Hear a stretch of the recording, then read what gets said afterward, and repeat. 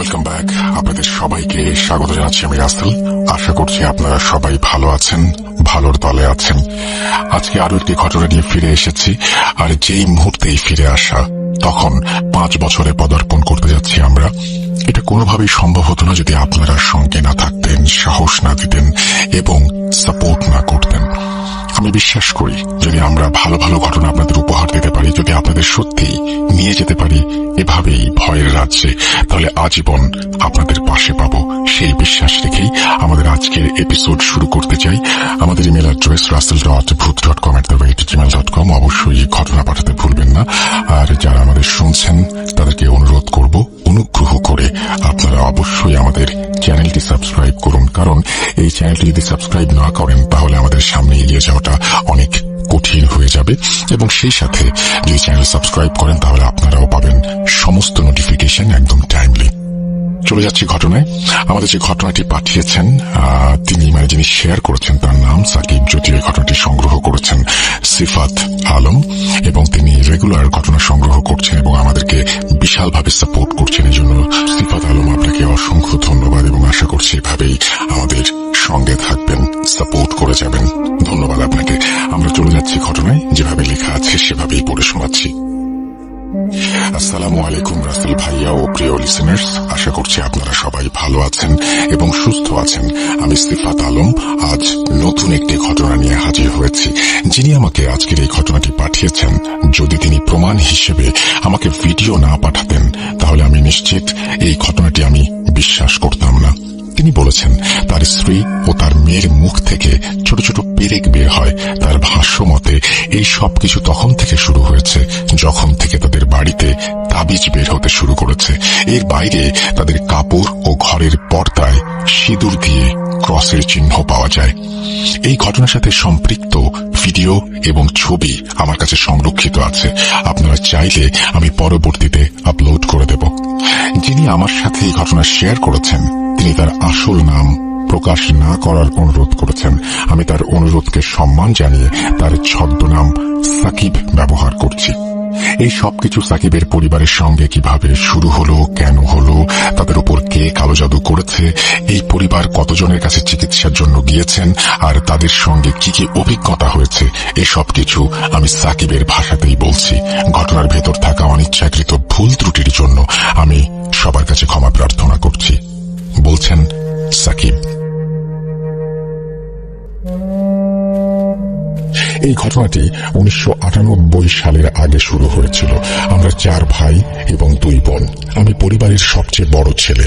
লেখাপড়া শেষ করেছি কয়েক বছর হলো, আর তাই পরিবারকে সাপোর্ট দেওয়ার জন্য আমি একটি চাকরিতে জয়েন করি। আমার তখনের চাকরিটি মোটামুটি ভালো একটি চাকরি ছিল। আমাদের সংসার আমার এবং আব্বার বেতনের উপর নির্ভরশীল ছিল। তখন আমার ছোট ভাইয়ের পড়াশোনা চলছিল। তারপর হঠাৎ একদিন আব্বা দুনিয়ার মায়া কাটিয়ে আল্লাহর কাছে চলে গেলেন। এরপর আমি সব দায়িত্ব আমার ঘাড়ে নিয়ে নিলাম। আমার একার পক্ষে পরিবার চালাতে তেমন কোনো কষ্ট হয়নি, কারণ আমি আগেই বলেছি আমার চাকরিটা মোটামুটি ভালোই ছিল এবং বেতনও মাশাআল্লাহ ভালো। সবকিছু স্বাভাবিকভাবেই চলছিল। প্রথমবার যখন জানতে পারলাম আমাদের পরিবারের ওপরে কালো জাদু করা হয়েছে, সেটা ছিল আমার বিয়ের সময়। বিয়ের কিছুদিন আগে আমার মা হুট করেই অনেক অসুস্থ হয়ে পড়েন। আম্মাকে তখন হাসপাতালে ভর্তি করাতে হয়। এতটাই গুরুতর অসুস্থ হয়ে পড়েছিলেন তিনি, এমনকি আমার এঙ্গেজমেন্টের দিনেও আমার আম্মা হাসপাতালে ছিলেন। কিছুদিন পর তিনি হাসপাতাল থেকে ডিসচার্জ হয়ে বাড়ি ফিরে আসলেন, আর তখন তার সাথে আজব কিছু ঘটনা ঘটতে শুরু করলো। একদিন আমার ভাই বলল আমার মাথায় নাকি সে অদ্ভুত ধরনের পোকা দেখেছে। আমি তার কথা শুনে যখন নিজে গিয়ে আম্মার মাথাটা দেখলাম, তখন বুঝলাম ভাই সত্যি কথাই বলেছে। আম্মার মাথায় সাদা সাদা রঙের কিছু অদ্ভুত পোকা ছিল। আমরা তাৎক্ষণিকভাবে ডাক্তার দেখাই। ডাক্তার বেশ কিছু ওষুধ দেন এবং মাথা ধোয়ার জন্য শ্যাম্পু দেন। মাথা ধোয়ার পর মাথায় আর কোনো পোকা দেখা যায়নি, কিন্তু একদিনও কাটলো না। ওই দিন রাতেই আবার আম্মার মাথায় সেই পোকা দেখতে পেলাম। এই পোকা কিভাবে এলো আল্লাহ জানেন। কয়েকবার মাথা ধোয়ার পরও বারবার আগের অবস্থাতেই ফিরে যাচ্ছে। এই সমস্যাকে আমরা স্বাভাবিকভাবে নিতে পারলাম না, তাই আমরা একজন হুজুরের সঙ্গে যোগাযোগ করলাম। আমরা যখন আম্মাকে নিয়ে তার কাছে গেলাম, তখন তিনি আমাদেরকে দেখেই চোখ বন্ধ করে কি যেন সব পড়তে শুরু করলেন। কিছুক্ষণ পর তিনি চোখ খুললেন আর বললেন, দেখুন, আমি আপনাদের কোনো ধোঁয়াশার মধ্যে রাখতে চাই না। আপনাদের মেনে নিতে কষ্ট হলেও আমাকে এই সত্যি কথাটা আপনাদের বলতেই হবে। আপনার মায়ের ওপর এবং আপনাদের পরিবারের ওপর তীব্র কালো জাদু করা হয়েছে। এর থেকে ওনাকে বের করা একেবারেই অসম্ভব, অসম্ভব, অসম্ভব। হুজুর 3 বার অসম্ভব শব্দটি উচ্চারণ করলেন। আমার মনে যেন তীক্ষ্ণ তীরের খোঁচা অনুভব করলাম। অনেক কাকুতি মিনতি করে আমরা তার কাছে চিকিৎসা জানতে চাইলাম। তিনি বললেন, এই ব্যাপারে বেশি কিছু করা সম্ভব হয়তো হবে না, কিন্তু চেষ্টা করতে কোনো দোষ নেই। তিনি আমাকে একটা কালো ছাগল কিনতে বললেন এবং তাকে জবাই করে তার মাংস গরিব দুঃখীদের দান করতে বললেন। ছাগল জবাইয়ের সময় আমাকে একটি আমল দেয়া হয়, যা ছাগল জবাইয়ের পূর্ব মুহূর্ত থেকে ছাগলের আত্মা তার দেহ থেকে বের হওয়া পর্যন্ত পড়তে বলা হয়। হুজুরের কথা মতোই সেদিন আমি সদকা হিসেবে একটি কালো ছাগল কিনলাম এবং হুজুর যে আমল পড়ার কথা বলেছিলেন সেটি পড়তে থাকলাম। যখন আমরা ছাগলটিকে জবাই করলাম, তখন তার থেকে রক্তের ছিটে বের হলো। কিন্তু অবাক করা ব্যাপার কি জানেন, যেখানে ছাগলের রক্ত জমা হচ্ছিল, সেই রক্তের মধ্যেও আমরা সেই একই পোকা দেখতে পাচ্ছিলাম যেগুলো আমার মায়ের মাথায় ছিল। যখন আমরা সেই ছাগলের চামড়া ছাড়াতে শুরু করলাম, তখন তার মাংসের ভেতরও সেই একই পোকা ছিল। এই ছাগলের মাংস দান করা সম্ভব ছিল না, আর তাই আমরা ছাগলটিকে মাটিতে দাফন করলাম। আমরা যখন এই কথা গিয়ে হুজুরকে বললাম, তখন তিনি বললেন, আপনি আরো একটি ছাগলের ব্যবস্থা করুন এবং তাকে জবাই করুন। ছাগল একদমে কিনবেন, কোনো দর কষাকষি চলবে না। তার কথা মতোই আমরা দ্বিতীয়বার ছাগল কিনে তাকে জবাই করলাম। তখনও একই রকম ঘটনা ঘটল। তার রক্তে এবং মাংসে সেই সাদা পোকাগুলো সেই দিনও ছিল। আমরা আবার হুজুরের সঙ্গে যোগাযোগ করলাম। তিনি বললেন, আপনি আরো একটি ছাগল জবাই করুন। এবারের ছাগলের মধ্যে থেকে কোনো প্রকারের কীট বের হবে না। হুজুরের কথা মতো আমরা তৃতীয়বার ছাগল জবাই করলাম এবং সত্যি যেমনটি তিনি বলেছিলেন তেমনটি হলো। সেই ছাগলটি জবাইয়ের পর একদম স্বাভাবিক ছিল। আমরা তার মাংস গরিবদের মধ্যে বিলিয়ে দিলাম। যেই কাজটি হুজুর আমাদের করতে বলেছিলেন, আমরা সেটি সম্পূর্ণ করলাম, কিন্তু আমার মা ঠিক হলেন না। কিছু সময় অসুস্থ থাকার পর তিনি আল্লাহর কাছে প্রিয় হয়ে গেলেন। আমার মৃত্যুর পর আমি বাড়ির অভিভাবক হয়ে গিয়েছিলাম। পরিবারের অভিভাবক হওয়ার পর যেমনটি হয় তেমনটি হলো আমার সাথে। বাড়ির বড় হিসেবে আমাকেই সবাই সবকিছুর দায়িত্ব অর্পণ করে দেয়। আমার ছোট ভাইয়েরা কোনো কাজ করত না, আর আমি একা একা পুরো বাড়ির বোঝা নিতে পারছিলাম না। এই কারণে আমার উপর চাপ বাড়তে লাগলো, আমার উপর ঋণ বাড়তে লাগলো। আমি একসময় তাদের উপর চাপ দিলাম যেন তারা কিছু না কিছু কাজ করে আর বাড়ির খরচ চালাতে আমাকে সাহায্য করে, কিন্তু চাপ দেওয়ার ফল হলো বিপরীত। আমার পরিবারটি নিমিষেই ভেঙে টুকরো টুকরো হয়ে গেল। বোনদের তো আগেই বিয়ে হয়ে গিয়েছিল, আর এবার সব ভাইও আলাদা হয়ে গেল। বাধ্য হয়ে আমিও আলাদা বাড়িতে চলে গেলাম। এখন শুধু আমার নিজের বলতে আমার পরিবার। আলাদা হবার পর আমি কিছুটা সুখের মুখ দেখলাম। কিছুদিনের মাঝে আমার অবস্থাও ফেরে আর আমি একটা আলাদা বাড়িও কিনে ফেলি। কিন্তু ওই যে বললাম কিছুটা সুখের মুখ দেখেছিলাম, আস্তে আস্তে আমাদের বাড়িতে এমন কিছু ঘটতে শুরু করলো যা থেকে বুঝতে পারছিলাম কিছু একটা গন্ডগোল আছে। কেউ তো আছে যে আমাদের সাথে খারাপ কিছু ঘটানোর তোড়জোড় করে চলেছে। আমাদের বাড়ির দেয়ালের বিভিন্ন স্থানে রক্তের দাগ দেখা যেতে শুরু করলো। আমি আমার পাড়ার মসজিদের ইমামকে ডেকে সব দেখালাম। তিনি নিশ্চিত করলেন আমাদের উপর কালো জাদু করা হয়েছে। এরপর আমাদের ঘরে সন্ধ্যার সময় অর্থাৎ মাগরিবের পরে এক অদ্ভুত গন্ধ আসতে শুরু করে। এই গন্ধের উৎস খোঁজার জন্য আমি একবার ঘর পরিষ্কার করেছিলাম আর দেখার চেষ্টা করেছিলাম এই গন্ধ কোথা থেকে আসে। ঘর পরিষ্কার করার সময় আমি দেখলাম একটি বড় বিড়ালের লাশ, যার মধ্যে না ছিল মাংস না ছিল রক্ত। সেই বিড়ালের চামড়াও পুরো পাথরের মতো জমে গিয়েছিল। মনে হচ্ছিল এই লাশটা খুব বেশি পুরনো, কিন্তু এর শরীরের ভেতর থেকে সবকিছুই যেন বের করে ফেলা হয়েছে। আমি বিড়ালের মরদেহ বাড়ির পাশে ফাঁকা স্থানে দাফন করলাম। আশ্চর্যজনক ভাবে এর পরেও আমাদের বাড়িতে 3-4 বার একই ধরনের বিড়ালের লাশ বিছানার নিচে পাওয়া গেল। এই সময়ের মধ্যে আমার ছেলে পৃথিবীতে এসেছে। তখন 1999 সাল। জন্মের পর সে খুব বেশি কেঁদেছিল। জন্মানোর পর থেকেই সে খুব অসুস্থও ছিল। এমন কোনো ডাক্তার নেই যাকে আমি দেখাইনি। তার রিপোর্টে কখনো কখনো কিছু ধরা পড়তো, আবার কখনো কিছুই ধরা পড়তো না। যে ডাক্তাররা টেস্ট করাতেন তারা নিজেরাও অবাক হতেন যে আগে যেটা টেস্টে ধরা পড়েছে পরে সেটা টেস্টে ধরা পড়েনি। রোগের বদলে অন্য কোনো রোগ হয়তো ধরা পড়তো। এদিকে সব সমস্যা নিয়মিত চলছিল, অন্যদিকে আমার চাকরিরও সমস্যা হচ্ছিল। আমি যে জায়গায় কাজ করতাম সেখানে লোকজনের আচরণ আমার সাথে খুব খারাপ হতে শুরু করলো। আমার ফ্যাক্টরির মালিক নানান সময় নানান কারণে আমাকে বকাবকি করতে শুরু করলেন। আমার কোনো ভুল থাকুক বা না থাকুক, তার আচরণ দেখে মনে হচ্ছিল সে যেন কোনো এক সময় আমাকে চাকরি থেকে বের করে দেবে। কিছুদিন পর আমার ধারণাই সত্যি হলো। আমার বস কোনো ভুল বা কোনো কারণ ছাড়াই আমাকে চাকরি থেকে বের করে দিলেন। অন্যদিকে বাড়ির অবস্থাও একই রকম ছিল। আমার কাপড় আলমারিতে থাকা অবস্থায় নিজে থেকেই ছিঁড়ে যাচ্ছিল।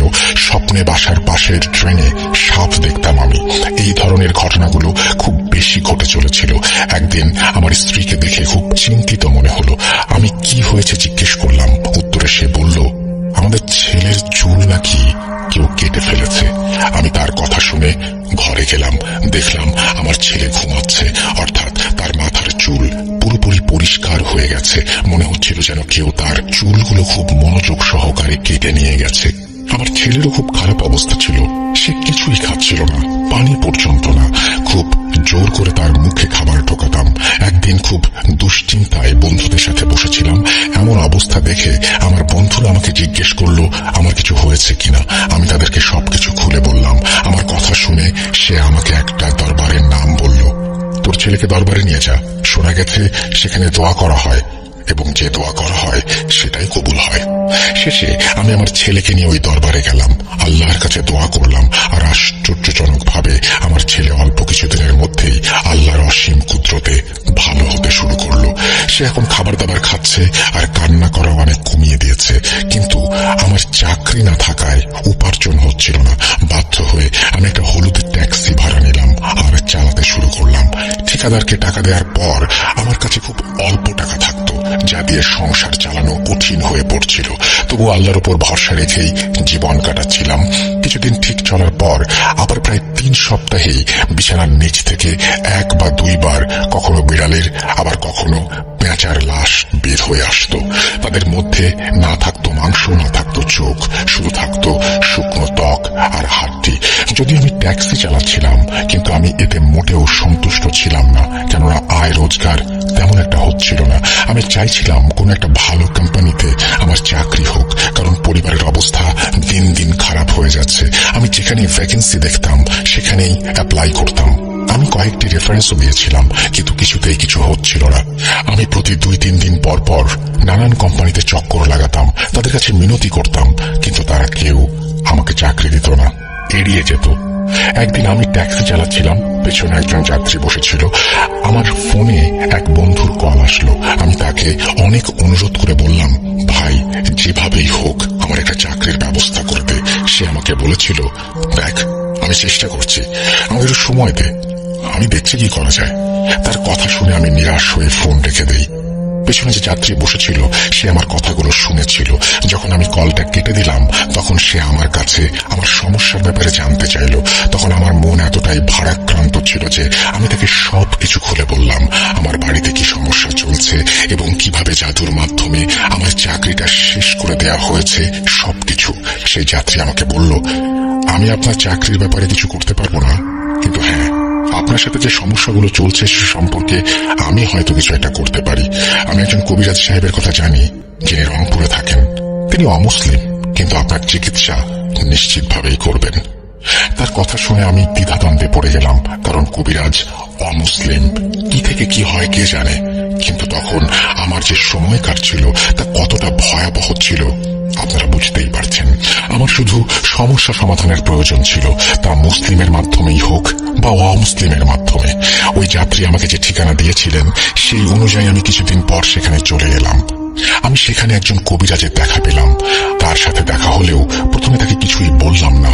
আমি কথা বলতে গেলে আমাকে ইশারায় চুপ থাকতে বলেন। তিনি শুধু আমার নাম জানতে চাইলেন এবং আশ্চর্যজনকভাবে নিজেই আমার জীবনের ব্যাপারে বলতে শুরু করলেন। প্রথমে আমি মনে করেছিলাম যে যাত্রীকে আমি সবকিছু বলেছিলাম, হয়তো সে তাকে কিছু জানিয়েছে, কিন্তু কবিরাজ তো আমার ছেলেবেলা পর্যন্ত চলে গেল। আমার ছেলেবেলায় আমি একবার গাছ থেকে পড়ে আমার একটি দাঁত হারিয়েছিলাম, যা কারোর জানার কথা না। তিনি সেটাও আমাকে বলে দিলেন। এছাড়াও তিনি এমন সব কথা বলতে শুরু করলেন যা আমি ছাড়া আর কারো জানার কথা না। আমার উপর হওয়া কালো জাদুর ব্যাপারে তিনি ঠিক একই কথা বললেন যা আগে অন্যরাও বলেছিল। তিনি বললেন আমার উপর জাদু যে করাচ্ছে সে নাকি আমার খুবই কাছের মানুষ। যখন আমি তার কাছে চিকিৎসার কথা জানতে চাইলাম, তখন তিনি আমাকে কিছু জিনিস আনতে বললেন। এই জিনিসগুলোর মধ্যে ছিল লবঙ্গ, মরিচ, বিভিন্ন গাছের পাতা এবং কবরস্থানের মাটি। আমি তাকে বললাম, আপনারা আমার থেকে টাকা নিন আর দয়া করে নিজেই জিনিসগুলো জোগাড় করে আনুন। তিনি সেই 2006 সালে আমার কাছ থেকে 500 টাকা নিলেন এবং আমাকে একটা তাবিজ দিয়ে বললেন, এটা গলা থেকে কখনো খুলবে না, এটা রক্ষা করবে। এরপর আমি তাকে বললাম আমার চাকরির সমস্যার কথা। যেসব কোম্পানিতে ভ্যাকেন্সি আছে সেসব কোম্পানির জন্য আমার যথেষ্ট যোগ্যতাও আছে, তবুও কেউ আমাকে চাকরি দিচ্ছে না। তিনি আমাকে বলছিলেন আজ থেকে 3 দিন পর নাকি আমার চাকরি হবে। ভাই, বিশ্বাস করুন, আমি মঙ্গলবার সেই লোকটার কাছে গিয়েছিলাম আর শুক্রবার আমাকে একটি অফিস থেকে ফোন করা হলো, যেখানে আমি বারবার গিয়েও কোনো কাজ হয়নি। সেখান থেকে আমাকে ফোন করে বলা হলো সেখানে আমি সরাসরি জেনারেল ম্যানেজারের নিচে কাজ করব। এত বড় পোস্টের জন্য আমি আবেদনই করিনি। কিভাবে এটা হলো আমি জানি না। কোনো চিন্তা ভাবনা না করেই আমি চাকরিতে ঢুকে পড়লাম আর মন দিয়ে চাকরি করতে লাগলাম। আমি প্রায় 10 বছর সেখানে চাকরি করলাম। আল্লাহর কাছে শুকরিয়া, সেখানে কোনো সমস্যা হয়নি। আমি নিয়মিত রংপুরে সেই কবিরাজের কাছে যেতাম এবং তাকে নানা উপহার, টাকা পয়সা দিতাম। তারপর 2016 সালে জানতে পারলাম তিনি মৃত্যুবরণ করেছেন। তার মৃত্যুর পরপরই আমার পরিস্থিতি আবার খারাপ হতে শুরু করলো। প্রথমে আমার চাকরিটা গেল, তারপরে আমার স্ত্রীর অবস্থা খারাপ হতে শুরু করলো। দিন দিন সে দুর্বল হয়ে যাচ্ছিল। সবশেষে তার মুখ থেকে পেরেক বের হওয়া শুরু করলো। আমি আবার সেই বিপদের মধ্যে পড়ে গেলাম। এদিকে আমার চাকরি নেই, অন্যদিকে স্ত্রীর অসুস্থতা। দিন দিন তার শরীর শুকিয়ে যাচ্ছিল। আর এই বিষয়টা আমার জন্য খুবই অদ্ভুত ছিল যে তার মুখ থেকে ছোট ছোট পেরেক বের হচ্ছিল। আমার স্ত্রী বিছানায় পড়ে গেল। আমি তাকে অনেক ডাক্তার ও পীর ফকিরদের কাছে নিয়ে গিয়েছিলাম। শুরুর দিকে কিছুটা ভালো হলেও আবার তার অবস্থা পুনরায় খারাপ হয়ে যেত। এদিকে চাকরি না থাকায় সংসার চালাতে হিমশিম খাচ্ছিলাম। উপায়ান্তর না দেখে একটা জায়গায় ড্রাইভারের চাকরি নিলাম। চাকরিতে গাড়ির মালিক আমাকে গাড়ি ভাড়া দিল। লাভ হোক বা না হোক, আমাকে প্রতিদিন তাকে বেশ মোটা অঙ্কের টাকা দিতে হতো। দিন আনা দিন খাওয়ার মতো অবস্থা হয়ে যায় আমার। আমি আবারও ঋণগ্রস্ত হয়ে যাই, কিন্তু আল্লাহ তাআলা আমার সহায় হন। তিনি কোনো না কোনো উপায় বের করে দেন, যার ফলে আমি টেনে টুনে পরিবারটা চালাতে সক্ষম হই। 2020 সালের ঘটনা। তখন আমার এক মেয়ে আর এক ছেলে। মেয়ের জন্ম 2001 সালে। একদিন সকালে আমার মেয়ে রিকশায় করে কলেজে যাচ্ছিল। এই মেয়েটা সেই মেয়ে যার ভিডিও আমি আপনাকে পাঠিয়েছি। যখন সে কলেজে পৌঁছালো, তখন ম্যানেজমেন্টের লোকেরা বলতে শুরু করলো, কি ব্যাপার, তুমি তো সকালে সে ট্রান্সফার সার্টিফিকেটের জন্য আবেদন করে গেলে, এখন আবার কি চাই? আমার মেয়ে হতবাক হয়ে তাদের মুখের দিকে তাকিয়ে রইল, কারণ সে এইমাত্র কলেজে ঢুকেছে আর সে ট্রান্সফার সার্টিফিকেটের আবেদন কেনই বা করবে। সে বলে, স্যার, আমি তো এইমাত্র কলেজে এসেছি, কিসের ট্রান্সফার? আমি তো কিছুই জানি না। তার কথা শুনে কলেজের লোকেরা তার সামনে ট্রান্সফার সার্টিফিকেটের সেই লেটারটা মেলে ধরল, যেখানে তার সাইনও ছিল এবং লেখা ছিল সে এই কলেজে আর পড়তে ইচ্ছুক নয়। আমার মেয়ে এটা দেখে কাঁদতে শুরু করলো এবং সে যে এই কাজ করেনি তা তাদেরকে বোঝানোর অনেক চেষ্টা করলো। সে কান্না জর্জরিত হয়ে বলেছিল সে সকালে কলেজেই আসেনি, কিন্তু কলেজ কর্তৃপক্ষ মানল না, কারণ সাইনটা তো আমার মেয়েরই ছিল। শেষ পর্যন্ত কি হয়েছে জানেন?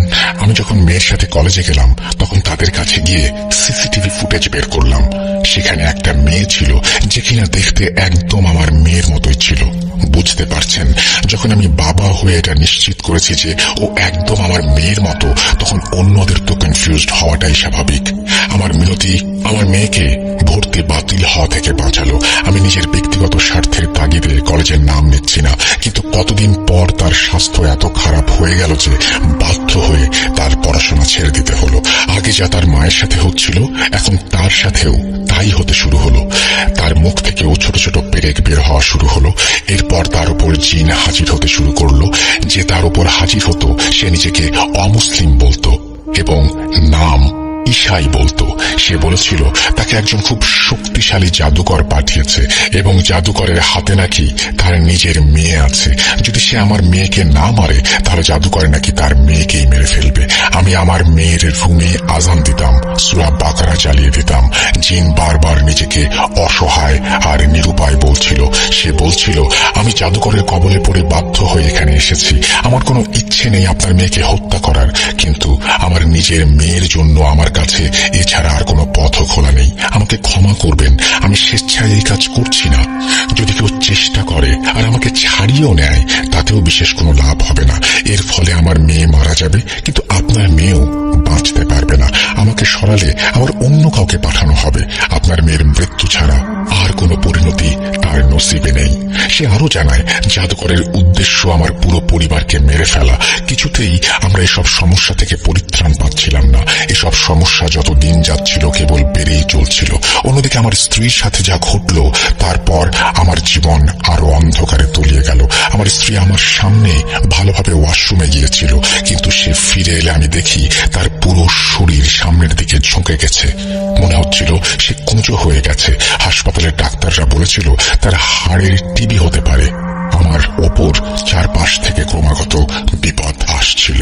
আমার মেয়ের ওপরও 2-3 দিন পর পরই সেই জিন হাজির হতে লাগলো আর বারবার ক্ষমা প্রার্থনা করতে লাগলো। আর আমার কাজ ছিল 2টি, আমি আজান দিতাম আর সূরা বাকারা পড়তাম। এছাড়াও আমার মেয়ে মাঝে মাঝে খুব অসুস্থ থাকতে শুরু করে।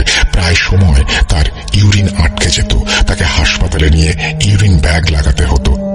যখন আমরা কোনো পীর বা হুজুর দিয়ে তার চিকিৎসা শুরু করতাম তখন কিছুদিনের জন্য সে ভালো থাকতো, আবার আগের অবস্থায় ফিরে যেত। এক সময় তার এমন অবস্থা হয়ে যায় সে বিছানায় পড়ে যায়, তার শরীরে আর কোনো বল নেই, মৃত মানুষের মতো বিছানায় পড়ে থাকে। সকল কাজ হয় বিছানায়। একদিন আমার স্ত্রী বলল আমার মেয়ের ডায়াপার পরিবর্তন করতে হবে, তাই আমাকে আর আমার ছেলেকে বাইরে পাঠিয়ে দিল। আমি বাইরে গিয়ে ছেলের মাথায় হাত রেখে বললাম, বাবা আমাকে মাফ করে দিও। আমি তোমাদের কাউকে ভালো জীবন দিতে পারিনি, আমি কাউকে ভালো রাখতে পারিনি। আমার জন্যই আজ তোমাদের এই করুণ অবস্থা। আমাকে ঘৃণা করো না, একটু দয়া করো নিজের বাবাকে।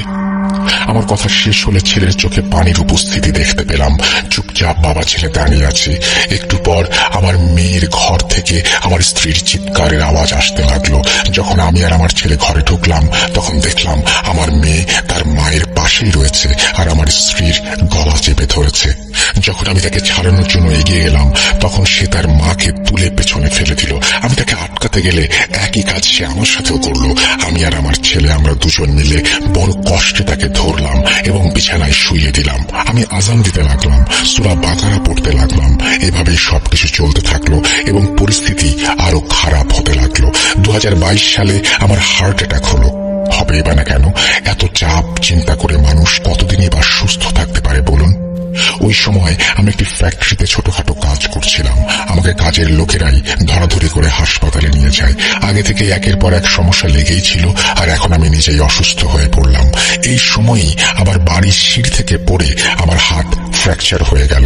আমি তীব্র ব্যথা অনুভব করছিলাম, তাই আমি আমার স্ত্রীকে বললাম আলমারি থেকে টাকা বের করতে, যেন আমরা হাসপাতালে যেতে পারি। কিন্তু যখন আমার স্ত্রী আলমারি খুলে টাকা বের করতে গেল তখন সেখানে কোনো টাকাই ছিল না। সেখানে প্রায় 30,000-এর মতো টাকা ছিল। আগেও আমার টাকা টুকটাক গায়েব হয়ে যেত, জিনিসপত্র গায়েব হয়ে যেত, কিন্তু এত টাকা জীবনে প্রথমবার গায়েব হয়ে গেল। বাড়িতে আমার বাচ্চারা ছিল, আমার স্ত্রী ছিল, তার বাইরে কেউ ছিল না। তাহলে টাকাগুলো কে নিল? আল্লাহ না করুন আমার বাচ্চাদের এমন কোনো অভ্যেস নেই। পয়সা চুরি বা হারিয়ে যাওয়া আমাদের জন্য খুব একটা বড় ধাক্কা ছিল। এত বড় একটা টাকার পরিমাণ হঠাৎ করে গায়েব হয়ে যাওয়াটা আমাদের জন্য বিষাদের পাহাড়ের মতো লেগেছিল। আমি একদিন আরেক বন্ধুর কাছে গেলাম এবং তাকে সবকিছু খুলে বললাম। আমি মূলত তার কাছে কিছু টাকার জন্য হাত পাততে গিয়েছিলাম। তার অবস্থা বেশ ভালোই ছিল। আমার দুঃখের কাহিনী শুনে সে চিন্তিত হয়ে পড়ল এবং বলল, তুই আমার সঙ্গে চল, একজন পীর সাহেব আছেন, আমি তোর চিকিৎসা করাবো এবং যত টাকা লাগে আমি দেব। আমার এক আত্মীয়ের কাল জাদুর সমস্যা ছিল, সেখানে যাবার পর সে সুস্থ হয়েছে। তাই তোর জন্য একটা চেষ্টা করব। আর টাকা পয়সা নিয়ে ভাবিস না, তোর দায়িত্ব আমি নেব, যতদিন আল্লাহ কবুল করেন। পরের দিনই আমি আমার বন্ধুর সঙ্গে তার বলা পীর সাহেবের কাছে গেলাম। পীর সাহেব আমাকে দেখে বললেন, ভাই, আমি নিজেও আপনার অবস্থা দেখে খুবই আতঙ্ক অনুভব করছি। আপনার উপর মারাত্মক জাদু করা হয়েছে এবং যারা করেছেন তারা আপনার খুব কাছের লোক। অনেক দেরি হয়ে গেছে ভাই, এই জাদু অনেক বছর ধরে চলছে। আপনারা বেঁচে আছেন কিভাবে, এটাই আমার কাছে আশ্চর্যজনক মনে হচ্ছে। তার কথা শুনে আমার চোখে পানি চলে আসলো। আমি তার কাছে মিনতি করতে লাগলাম আমার পরিবারকে সাহায্য করার জন্য। তিনি আমাকে কিছু বাতি দিলেন, যেগুলো পড়া তেলে ভিজিয়ে প্রতি জুম্মারাতে জ্বালাতে হবে। তিনি আমাকে মোট 11টি বাতি দিয়েছিলেন। সাথে তিনি একটি তাবিজও দিয়ে বললেন, এটি আপনার মেয়ের গলায় পরিয়ে দিন। যা কিছুই হোক না কেন, এটা গলা থেকে যেন কিছুতেই না খোলা হয়। আমি তাবিজ নিয়ে এসে আমার মেয়ের গলায় পরিয়ে দিলাম। তাবিজ পরানোর পরই তার উপর সেই জিন হাজির হয়ে গেল। হাজির হয়ে সে আমাকে বলতে লাগলো, আজ পর্যন্ত আপনার যত ক্ষতি হয়েছে তা আমি করেছি। আপনার স্ত্রীকে আমরাই অসুস্থ করেছি, আপনার টাকাও আমরাই সরিয়েছি এবং আপনার মেয়ের এই অবস্থাও আমরাই করেছি। আমাদের একটাই উদ্দেশ্য, আপনার পরিবারকে ধ্বংস করা আর আপনাদের সবাইকে মেরে ফেলা। আমি আমার পরিবার সেই জাদুকরের কাছে জিম্মি। আমাদের কোনো উপায় নেই। আমি টানা 11 শুক্রবার রাত ধরে সেই বাতি জ্বালিয়েছি এবং নিজে সারা রাত জেগে পাহারা দিয়েছি। প্রথম দিকে বেশ ভালোই ফলাফল পাচ্ছিলাম। যে জিন আমার মেয়ের ওপর হাজির হতো সে বলতো ওই তাবিজটা খুলে ফেলতে, কিন্তু আমরা তার কথা শুনিনি। একদিন আমার মেয়ের চুলও আমার ছেলের মতো কাটা অবস্থায় পাওয়া যায়। আমরা খেয়াল করে দেখলাম তার গলায় পীর সাহেবের দেয়া সেই তাবিজটিও নেই। যখন আমি পীর সাহেবের কাছে গিয়ে এই কথা বললাম, তখন তিনি আমাকে এড়িয়ে যেতে লাগলেন এবং তার আচরণ দেখে মনে হচ্ছিল তিনি আর কোনো চিকিৎসা করতে চান না।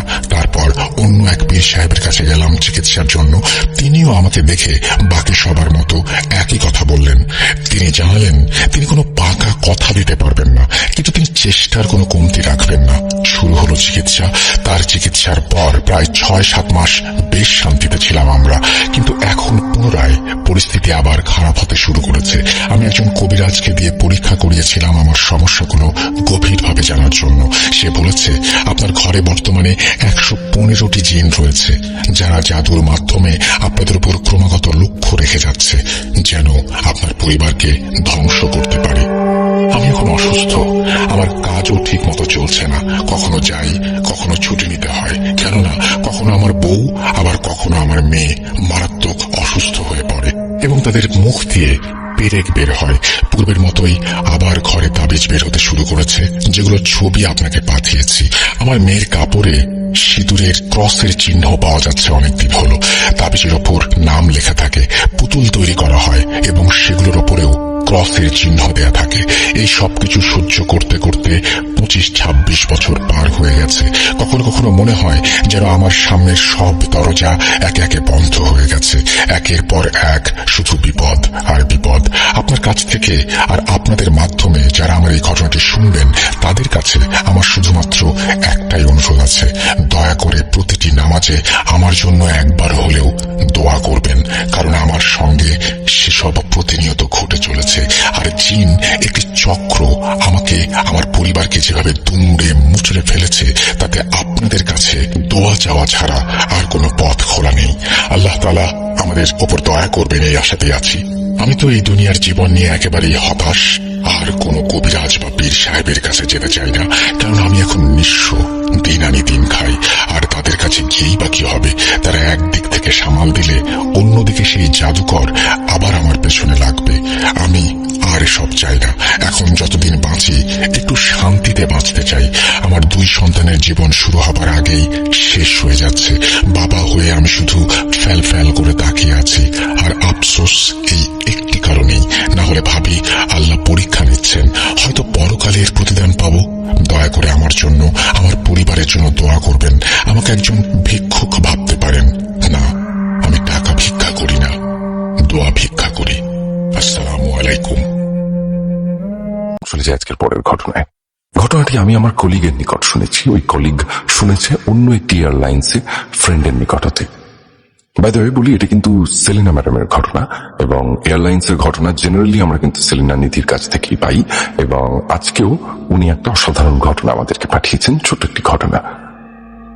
এটি একটি নামকরা এয়ারলাইন্সের সাথে ঘটে যাওয়া ঘটনা, তাই নামটা বলছি না। ঘটনাটি এমন ছিল যে ইন্ডিয়া থেকে একটা ফ্লাইট চায়না যাচ্ছে। তো নিয়ম হলো, একটা ফ্লাইটে যখন ফ্লাইং টাইম বেশি লাগে তখন কেবিন ক্রুদের রেস্টের ব্যবস্থা থাকে। উড়োজাহাজে যদি 3টি কেবিন থাকে, সেখানে 3টি গেলি থাকে।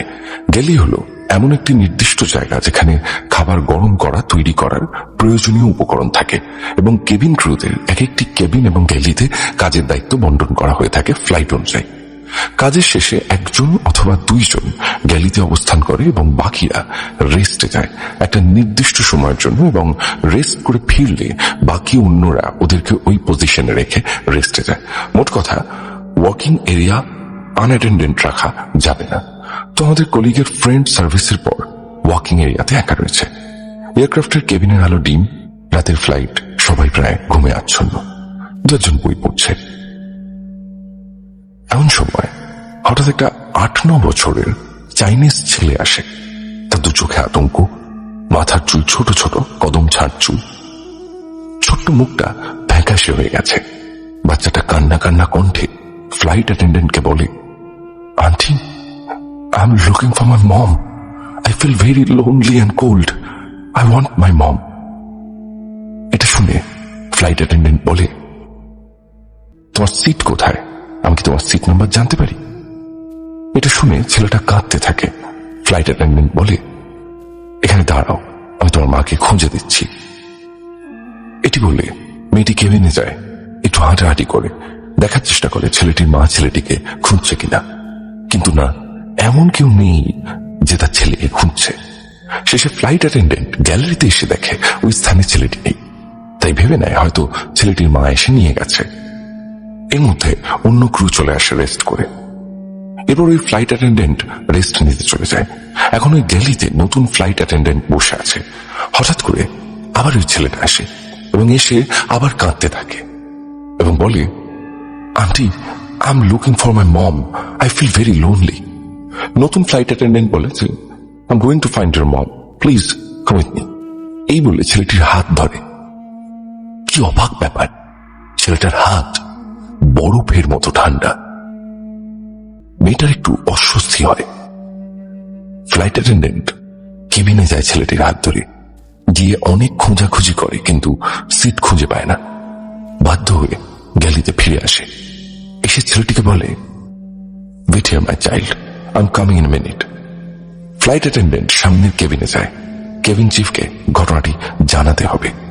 ঘটনাটি শুনে কেবিন চিফ বলে, এত রাতে সব প্যাসেঞ্জার ঘুমোচ্ছে, তাই প্যাসেঞ্জার ম্যানিফেস্ট দেখে বলছি বাচ্চাটা সিট কোথায়, একটু সময় লাগবে। তাই আপনি আপনার পজিশনে যান, বাচ্চাটিকে কোক আর চকলেট দিন। এখানে সবার জানার জন্য বলছি, প্যাসেঞ্জার ম্যানিফেস্ট হলো একটা ডকুমেন্ট যেখানে সব প্যাসেঞ্জার সম্পর্কে তথ্য দেওয়া থাকে। ফ্লাইট অ্যাটেন্ডেন্ট নিজের গ্যালিতে এসে দেখে ছেলেটা গ্যালিতে নেই। এর মধ্যে কেবিন চিফ এসে বলেন, মিস, আমাদের এই ফ্লাইটে কোনো বাচ্চা নেই, তবে প্যাসেঞ্জার ম্যানিফেস্ট বলছে একটি মরদেহ রয়েছে 8 বছরের ছেলের। এটা শুনে সবাই হতবাক। কিছুক্ষণের জন্য সবাই নিশ্চুপ।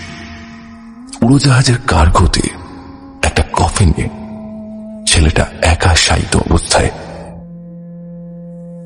না জানি কত কষ্টে বাচ্চাটার আত্মা কষ্ট পাচ্ছে, এটা ভাবতেই অন্তরাত্মা কেঁপে ওঠে। এরপর সবাই দোয়া প্রার্থনা করে যে যার ধর্ম অনুযায়ী। ঘটনাটি যখন শুনছিলাম আমার মনে হয়েছে ছোট ছেলেটি যেন আমার সামনে দাঁড়িয়ে রয়েছে। আরে, এই ছিল আজকের ঘটনা। চলে যায় আজকের পরের ঘটনায়। ইলিশ দিয়ে তারপর যা, মাছ দিয়ে যা বলছি, না হলে যেতে দেব না। কথাগুলো অদ্ভুত, তাই না? এই কথাগুলো আবার নয়, আজ থেকে বহু বহু বছর আগে, প্রায় 1935 কি 1940 সালে ঘটে যাওয়া ঘটনা। বলতে গেলে স্বাধীনতার আগে বাংলাদেশের ফরিদপুর জেলার অন্তর্গত একটা ছোট্ট গ্রামের একটা ভয়াবহ ঘটনা। এই ঘটনা আমি কালেক্ট করেছি আমারই এক স্কুল কলিগ মৌসুমীর কাছ থেকে। ওর নিজের বড় দাদুর সঙ্গে ঘটে যাওয়া ঘটনা এটি। স্কন্দকাটা নামক এন্টিটি সম্পর্কে আমরা সবাই অল্প বিস্তর জানি। এই ঘটনা তাদেরকে নিয়ে। আজ তাই আবারও আমার প্রেতকথা পরিবারের জন্য আরেকবার লিখতে বসলাম বহু পুরনো একটা গ্রাম্য স্বাদের ঘটনা। স্নেহের গৌরব, প্রিয়াঙ্কা, তানভীর ভাই এবং প্রেতকথা টিমের সকলকে আমার আন্তরিক শুভেচ্ছা এবং অভিনন্দন আমিষের গ্র্যান্ড সাকসেসের জন্য। সকল কলাকুশলীরা সিনেমায় অসাধারণ অভিনয় করেছে। Hats off to all of them. আমি সত্যি গর্বিত যে আমাদের বাংলা হরর ফিল্ম গৌরবের ও সকল টিম মেম্বার্সদের হাত ধরে এক উচ্চমানের সম্মান পেয়েছে। Congratulations to all. ভবিষ্যতে আরো এই ধরনের অসামান্য মুভির অপেক্ষায় রইলাম।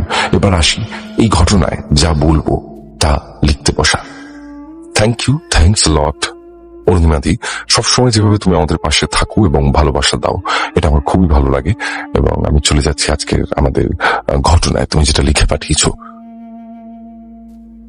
আগেই বলছি, ঘটনা বাংলাদেশের ফরিদপুর জেলার একটি গ্রামকে কেন্দ্র করে।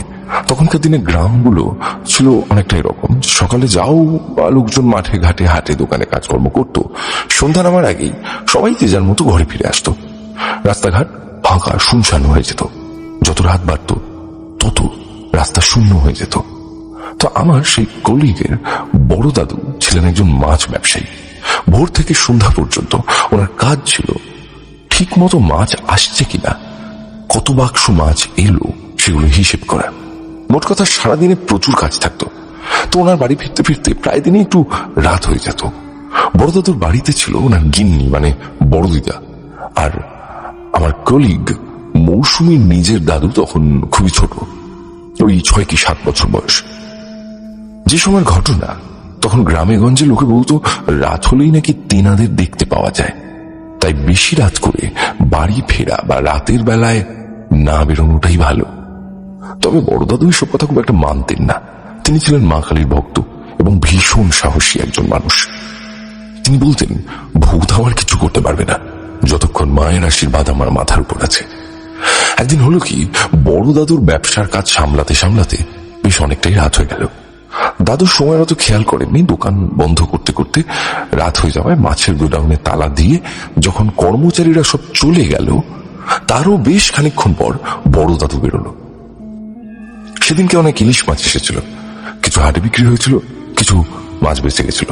তাই দাদু ভাবলো মাছগুলো তো কাল অব্দি নষ্ট হয়ে যাবে, তাই বাড়ি নিয়ে যাই গিন্নিকে বলবো ঝাল ঝাল করে সর্ষে বাটা দিয়ে রান্না করতে। দাদুর কর্মচারীরা দাদুকে যাওয়ার আগে বারণ করেছিল যে বাবু, এত রাতে মাছ নিয়ে জঙ্গলের পথে যাবেন না, জায়গাটা ভালো না, রাতে তেনারা বেরোয়। দাদু এসব পাত্তাও দিল না, শুধু সামনে বলল ঠিক আছে, তোমরা তো ভেবো না। এরপর বড় দাদু মাছগুলোকে একটা থলের মধ্যে ভরে বাড়ির উদ্দেশ্যে রওনা দিল। তারপর ঘটল আসল হারিম করা ঘটনা। দাদুর বাড়ি পৌঁছতে হলে দুটো রাস্তা দিয়ে যাওয়া যায়। একটা একটু ঘুরপথ, যেটা নিলে প্রায় 1 ঘন্টার সময় লাগে বাড়ি পৌঁছতে। আর একটা হলো বাঁশবন দিয়ে শর্টকাট রাস্তা, অর্থাৎ জঙ্গলের রাস্তা। সেখান দিয়ে গেলে মোটামুটি 8 ঘন্টার মধ্যে পৌঁছে যাবে। তো বড় দাদু ভাবলো যেহেতু রাত অনেকটাই হয়েছে, তাই আর ঘুরপথ দিয়ে যাবে না, জঙ্গলের রাস্তাটাই ধরবে যাতে তাড়াতাড়ি বাড়ি পৌঁছানো যায়। সুতরাং যা ভাবা তাই কাজ। বড় দাদুর পকেটে বিড়ি ছিল। দাদু ভাবলো এতটা বাঁশবনের মধ্যে দিয়ে যাবো, একটা বিড়ি ধরিয়ে নি, তাহলে একাও লাগবে না, পথটাও তাড়াতাড়ি কেটে যাবে। এই ভেবে দাদু আপন মনে বিড়ি ধরিয়ে নিজের মনে গুনগুন করতে করতে বাঁশবনের পথ ধরলেন। দাদু তো আপন মনে যাচ্ছেন জঙ্গলের পথ দিয়ে। কিছুক্ষণ যাওয়ার পর দাদুর হঠাৎ মনে হলো বাঁশঝাড়ের ডালে ডালে যেন খসখস আওয়াজ হচ্ছে। কারা যেন এক ডাল থেকে আরেক ডালে বেয়ে গেলে যেমন আওয়াজ হয়, সেরকম আওয়াজ। প্রথমে দাদু ভাবলো বাদুর বা বুনো বিড়াল হবে হয়তো, তাই দাদু অতটা পাত্তা দিল না, সামনের দিকে হাঁটতে থাকলো। তবে দাদু যত সামনে হাঁটে ততই আওয়াজটা যেন বেড়ে যায়। এরপর দাদু চোখের সামনে যা দেখলো সেটা শুনলে গায়ের লোম খাড়া হয়ে যাবে। এর মধ্যে বড় দাদু 2-3টে বিড়ি শেষ হয়ে গেছে। বড় দাদু বাঁশঝাড়ের পিছনে কিছু কালো ছায়া দেখতে পেল, যাদের মাথা নেই, তারা প্রত্যেকে স্কন্ধ কাটা। দাদুর মনে হলো তারা যেন দাদুর দিকে এগিয়ে আসছে। সেদিন ছিল পূর্ণিমার রাত, সুতরাং আলো আধারের এক অদ্ভুত আলো ছায়া তৈরি হচ্ছিল সেই বাঁশবনে। হঠাৎ দাদুর মনে হলো সেই ছায়াগুলো যেন একটু একটু করে দাদুর দিকে এগিয়ে আসছে। বড় দাদু খুব তাড়াতাড়ি পা চালাতে লাগলো, আর এমন একটা ভাব দেখালো যেন তিনি কিছুই দেখতে পাননি। আরো কিছু দূর যাওয়ার পর দাদু হুড়মুড়িয়ে অনেক বাঁশ পড়ার শব্দ শুনতে পেল। দাদু দেখলো সামনে অনেক বাঁশ পড়ে আছে আর দাদুর পথ আটকাচ্ছে। সে মুহূর্তে দাদুর শরীর ভারী হয়ে গেল। পিছন থেকে দাদু শুনতে পেল কারো যেন ফিস ফিস করে দাদুর কানের কাছে এসে বলছে, মাছ দে, তারপর যা। দাদু মনে মনে মা কালীর নাম স্মরণ করছিল, সাহসের সঙ্গে জোর গলায় বলেছিলেন, আগে বাঁশ তোল, তারপর মাছ দেব। এইভাবে কতক্ষণ চলল দাদু নিজেও জানেন না। তবে হঠাৎ করে দাদু দেখল সামনে পড়ে থাকা বাঁশগুলো পরপর একসাথে সরসর করে দাঁড়িয়ে পড়ল। যেন মনে হলো দাদুকে কারা যেন সামনে যাওয়ার রাস্তা করে দিল। দাদু আর কোনো দিকে তাকালেন না, যত দ্রুত সম্ভব দৌড় লাগালেন। ততক্ষণ দৌড়লেন যতক্ষণ না ওনার বাড়ির সামনে এসে পৌঁছন। দাদু যখন ওইভাবে দৌড়চ্ছিলেন, বড় দাদুর মনে হতে লাগলো যেন দাদুর পিছনে ঝড় বয়ে যাচ্ছে। কারা যেন দাদুর পিছন পিছন দৌড়ে আসছে। মনে হচ্ছে যেন এক্ষুনি দাদুকে গিলে খাবে, দাদুর উপর ঝাঁপিয়ে পড়বে। বড় দাদু বাড়ির সামনে এসে জোরে জোরে দরজা ধাক্কা দিতে লাগলো। বড় দিদা দরজা খুলে দিতেই দাদু তড়িঘড়ি ঘরে ঢুকে পড়ল, আর পিছনে ফিরে বাইকের জোছনায় আলোয় দেখতে পেল কিছু দূরে কিছু মুন্ডহীন ছায়ামূর্তি দাঁড়িয়ে আছে। মনে হচ্ছে যেন বড় দাদুর বাড়ির দিকেই দেখছে। দাদু দিদাকে বলল দরজাটা তাড়াতাড়ি লাগিয়ে দিতে, আর মাছের থলেটা গিন্নির হাতে দিয়ে বলল মাছগুলোকে ধুয়ে পরিষ্কার করে রেখে দিতে, কাল রান্না করতে। বড় দিদা যখন মাছ ধুতে কলতলায় গেলেন, তখন মাছের থলের ভিতর থেকে মাছ বের করতে গিয়ে আটকে উঠলেন। সব মাছ খারাপ হয়ে গেছে, কিছু মাছের কাটা পড়ে আছে, আর থলের ভিতর থেকে খুব পচা একটা গন্ধ বেরোচ্ছে। বড় দাদুকে দিদা যখন গিয়ে সব কথা বলল, দাদুর আর বুঝতে বাকি রইল না যে ইলিশ মাছগুলোর সঙ্গে ঠিক কি হয়েছিল। দাদু বড় দিদাকে সব কথা খুলে বলল যে রাস্তায় আসার সময় দাদুর সঙ্গে ঠিক কি কি হয়েছে। এই ঘটনার পর থেকে দাদু মনে মনে প্রতিজ্ঞা করলো যে আর যাই হয়ে যাক না কেন, বেশি রাত করে জঙ্গলের রাস্তা দিয়ে কখনোই বাড়ি ফিরবে না। সেবার মা কালী বড় দাদুকে বাঁচিয়ে নিয়েছিল। তো এই ছিল আমার কলিগ মৌসুমীর বড় দাদুর সঙ্গে ঘটে যাওয়া মারাত্মক ভয়ের একটি গ্রাম্য ভৌতিক ঘটনা, যা তোমার ঈশ্বর প্রদত্ত সুমধুর কণ্ঠে শোনার অপেক্ষায় রইলাম। আজ এই পর্যন্তই। ঈশ্বর সবার মঙ্গল করুন। বেলেঘাটা থেকে পূর্ণিমা দত্ত, প্রেতকথার একনিষ্ঠ শ্রোতা ও ভক্ত। শুক্রবার এবং রবিবারের রাত মানেই ভয় পাওয়ার রাত উইথ গৌরব। একদম গ্রাম্য একটা ঘটনা শুনলাম। আজকে 3টে ঘটনাই আমার খুব ভালো লেগেছে। পুজোর আমেজ, এই পুজোর আমেজে এমন ঘটনা তো সত্যি ভালো লাগে, তাই না? সকলকে জানাই আবারও শারদীয়ার শুভেচ্ছা, এবং আশা করছি আপনারা সকলে পুজো অনেক এনজয় করছেন এবং অনেক প্ল্যান করে রেখেছেন এবার পুজোর জন্য। এবং তার পাশাপাশি যারা যারা প্রেতকথা এক্সপ্রেস 3-তে জয়েন করতে চান, তারা কিন্তু আমাদের সঙ্গে কন্ট্যাক্ট করতে পারেন। প্রেতকথা এক্সপ্রেস 3-তে জয়েন করার জন্য 3 রাত 4 দিন পাহাড়ের বুকে আমরা অসাধারণ একটা সময় কাটাবো। নিজেদের জীবনের সত্য ভৌতিক অভিজ্ঞতা আমরা শেয়ার করবো একে অপরের সঙ্গে। সেখানে গান বাজনা হবে, ডান্স হবে, আমি, প্রিয়াঙ্কা, রান্নাদা, আমরা সবাই একসাথে থাকবো। জয়েন করুন আপনিও। সিটস আর লিমিটেড, সো এখন অল্পই সিট রয়েছে। আপনারা জয়েন করে গেলে আমরা খুব তাড়াতাড়ি প্রোগ্রামটা প্রসিড করে দেবো। 14 তারিখে আমরা নভেম্বরে বেরোচ্ছি কলকাতার থেকে, এবং 19 তারিখ আমরা আবার কলকাতাতে ফিরে আসছি সকালবেলায়। প্রত্যেক শুক্রবার এবং রবিবার ঠিক রাত 10টার সময় প্রেতকথার অফিসিয়াল ইউটিউব চ্যানেলে প্রেতকথার এপিসোড আসতে থাকে। আমাদের ঘটনা পাঠানোর জন্য মেইল করুন prettkotha@gmail.com, অথবা প্রেতকথার ফেসবুক পেজ ইনবক্সে লিখে পাঠান ঘটনা। সমস্ত লিংক দেওয়া রয়েছে ডেসক্রিপশন সেকশনে, সেখান থেকে আমাদের খুঁজে পাওয়া খুবই সহজ। এখানে গল্প নয়, ঘটনা শোনানো হয়। ঘটনাটি আমি আমার এক চাচির কাছ থেকে শুনেছিলাম। অনেকটা মজা করে চাচির কাছে শুনতে চেয়েছিলাম একটা ভূতের গল্প। বুঝতে পারিনি এটা শোনার পর থেকে আমার এরকম অবস্থা হবে। 2005 সালের কথা। আমার চাচি একটি গার্লস স্কুল আর কলেজে পড়তো, যেটি একটা সময় রাজমহল ছিল। স্কুল আর কলেজটির একটাই বড় বাউন্ডারি ছিল, কিন্তু পরবর্তীতে সরকারি সিদ্ধান্তে ওটাকে স্কুল কলেজ করার কারণে একটি বাউন্ডারি দিয়ে 2টা ভাগ করে দেয়া হয়। চাচি যখন ক্লাস 9-এ পড়ে, তখন সে হঠাৎ একদিন স্কুলের পেছনের দিকটায় যায় তার বান্ধবীর সাথে চটপটি খাবে। তাই ওইখানে স্কুলের দারোয়ান চাচা তার ফ্যামিলি নিয়ে একটি ঘরে থাকতো, সেই চটপটি বিক্রি করত। তো চটপটি খেতে খেতে পিছনে একটা রাস্তা আছে, ওখানে কেউ কখনো যায় না, স্কুল কর্তৃপক্ষের বিশেষ নিষেধ আছে, ওখানে যাওয়া যাবে না। ওখানে নাকি একটি ওয়াশরুম আছে যেটি 7 দরজাওয়ালা। এটা সবসময় চাচিকে ভাবাতো। চাচি ভেবেছিল যাতে কেউ ওই দিকটা না যায়, তাই সবাইকে বারণ করা হয়েছে। চাচির বান্ধবী ছিল চাচির মতনই। চাচি ও তার বান্ধবী ঠিক করলো আজ যেভাবেই হোক ওই ওয়াশরুমে তারা যাবে, গিয়ে দেখবে এটার ভিতরে 7টা দরজা কিভাবে থাকে। যেই বলা সেই কাজ। এটা ছিল অনেক পুরনো বিল্ডিং। বিল্ডিং এর রং ছিল হালকা কমলা। পুরো স্কুলটা ভেঙে নতুন করে রং করা, কিন্তু শুধু এটাই অর্ধেক রং নতুন, বাকি অর্ধেক পুরনো। মূল ভবনের পিছন দিকটায় হাওয়ায় এটা সামনে দিয়ে চোখে পড়ে না, আর এর সামনে আশেপাশে জঙ্গলের মতন। সকাল 10:30 সময় মনে হয় এই দিকটায় সন্ধ্যা এমন অন্ধকার। চাচির হাতে চটপটির থালা। তার বান্ধবী দেখছে আশেপাশ দিয়ে কেউ দেখছে কিনা। সবাই যে যার কাজে ব্যস্ত তখন। এমনিতেও এই দিকটায় কেউ আসে না। চাচি দেখল প্রথমে একটি কাঠের দরজা। দরজায় হাত দিতেই দরজা খুলে গেল। ভিতরে খুব ময়লা, এত ময়লা যে কাশি শুরু হয়ে গেল। কিন্তু বেশি কাশি দিলে তো আশেপাশের মানুষ জেনে যাবে। তারা এখানে ফাঁকা রুমে আওয়াজ বেশি হয় এমনিতেও। যাই হোক, তো চাচি দেখল আসলেও একটা দরজা খুলে, তারপর ভিতরে পাশাপাশি আবার 7টা দরজা। হঠাৎ শুনল কেমন যেন একটা আওয়াজ আসছে। চাচির বান্ধবী বলল একটা বিড়াল ঢুকেছে তাদের সাথে, সেটাই হয়তো। এরপর চাচি বলল যখন এসেছি একটু দেখেই যাই, কি বলিস? চাচির বান্ধবীরও কোনো আপত্তি ছিল না। চাচি বলল চল প্রথম দরজাটাই খুলে দেখি।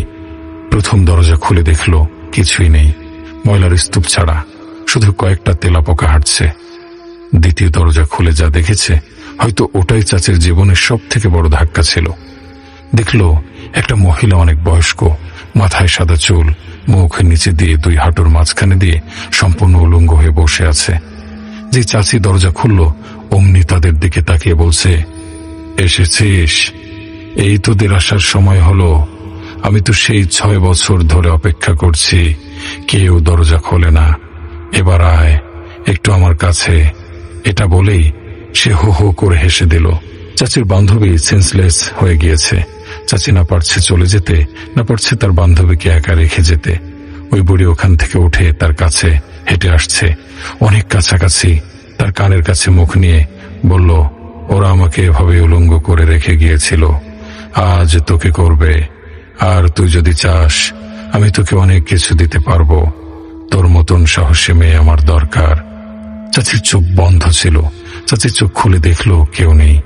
চাচি আর কোনো কিছু না ভেবে তার বান্ধবীকে উঠিয়ে তাকে কাঁধে করে বাইরে নিয়ে গেল। দারোয়ান চাচার ঘরে গিয়ে বলল, চাচা একটু দেখেন, ওর নাকে মুখে একটু পানি দেন। চাচা জানতে চাইল, তোমার মুখে এত ঘাম কেন, কি হয়েছে, কোথায় গিয়েছিলে? চাচি আর কিছু লুকালো না, সব বলে দিল। দারোয়ান চাচা শুধু একটা কথাই নাকি বলেছে সেদিন, তুমি এটা কি করলে মা? তুমি জানো না ওই ঘরটা অনেক কষ্টে হুজুর বন্ধ করে দিয়ে রেখেছে। কাউকে কোনোদিন খুলতে মানা করেছে, যার কারণে ওটার কোনো কাজও করাতে পারেনি। অর্ধেক কাজ করে বন্ধ করে দিয়েছি। আমরা এখানেই 10 বছর থাকি, গত 7 বছর এটা আটকানো। তার আগের প্রতিটা রাত ছিল আমাদের জন্য এক একটা ভয়ঙ্কর রাত। সেটা বুঝি আবার আজ থেকে শুরু হয়ে গেল। তোমার এক ভুলের কারণে আমাদের কাকে যে এর মাসুল গুনতে হবে জানা নেই। চাচি আর কিছুই বলার বা শোনার মতন অবস্থানে ছিল না।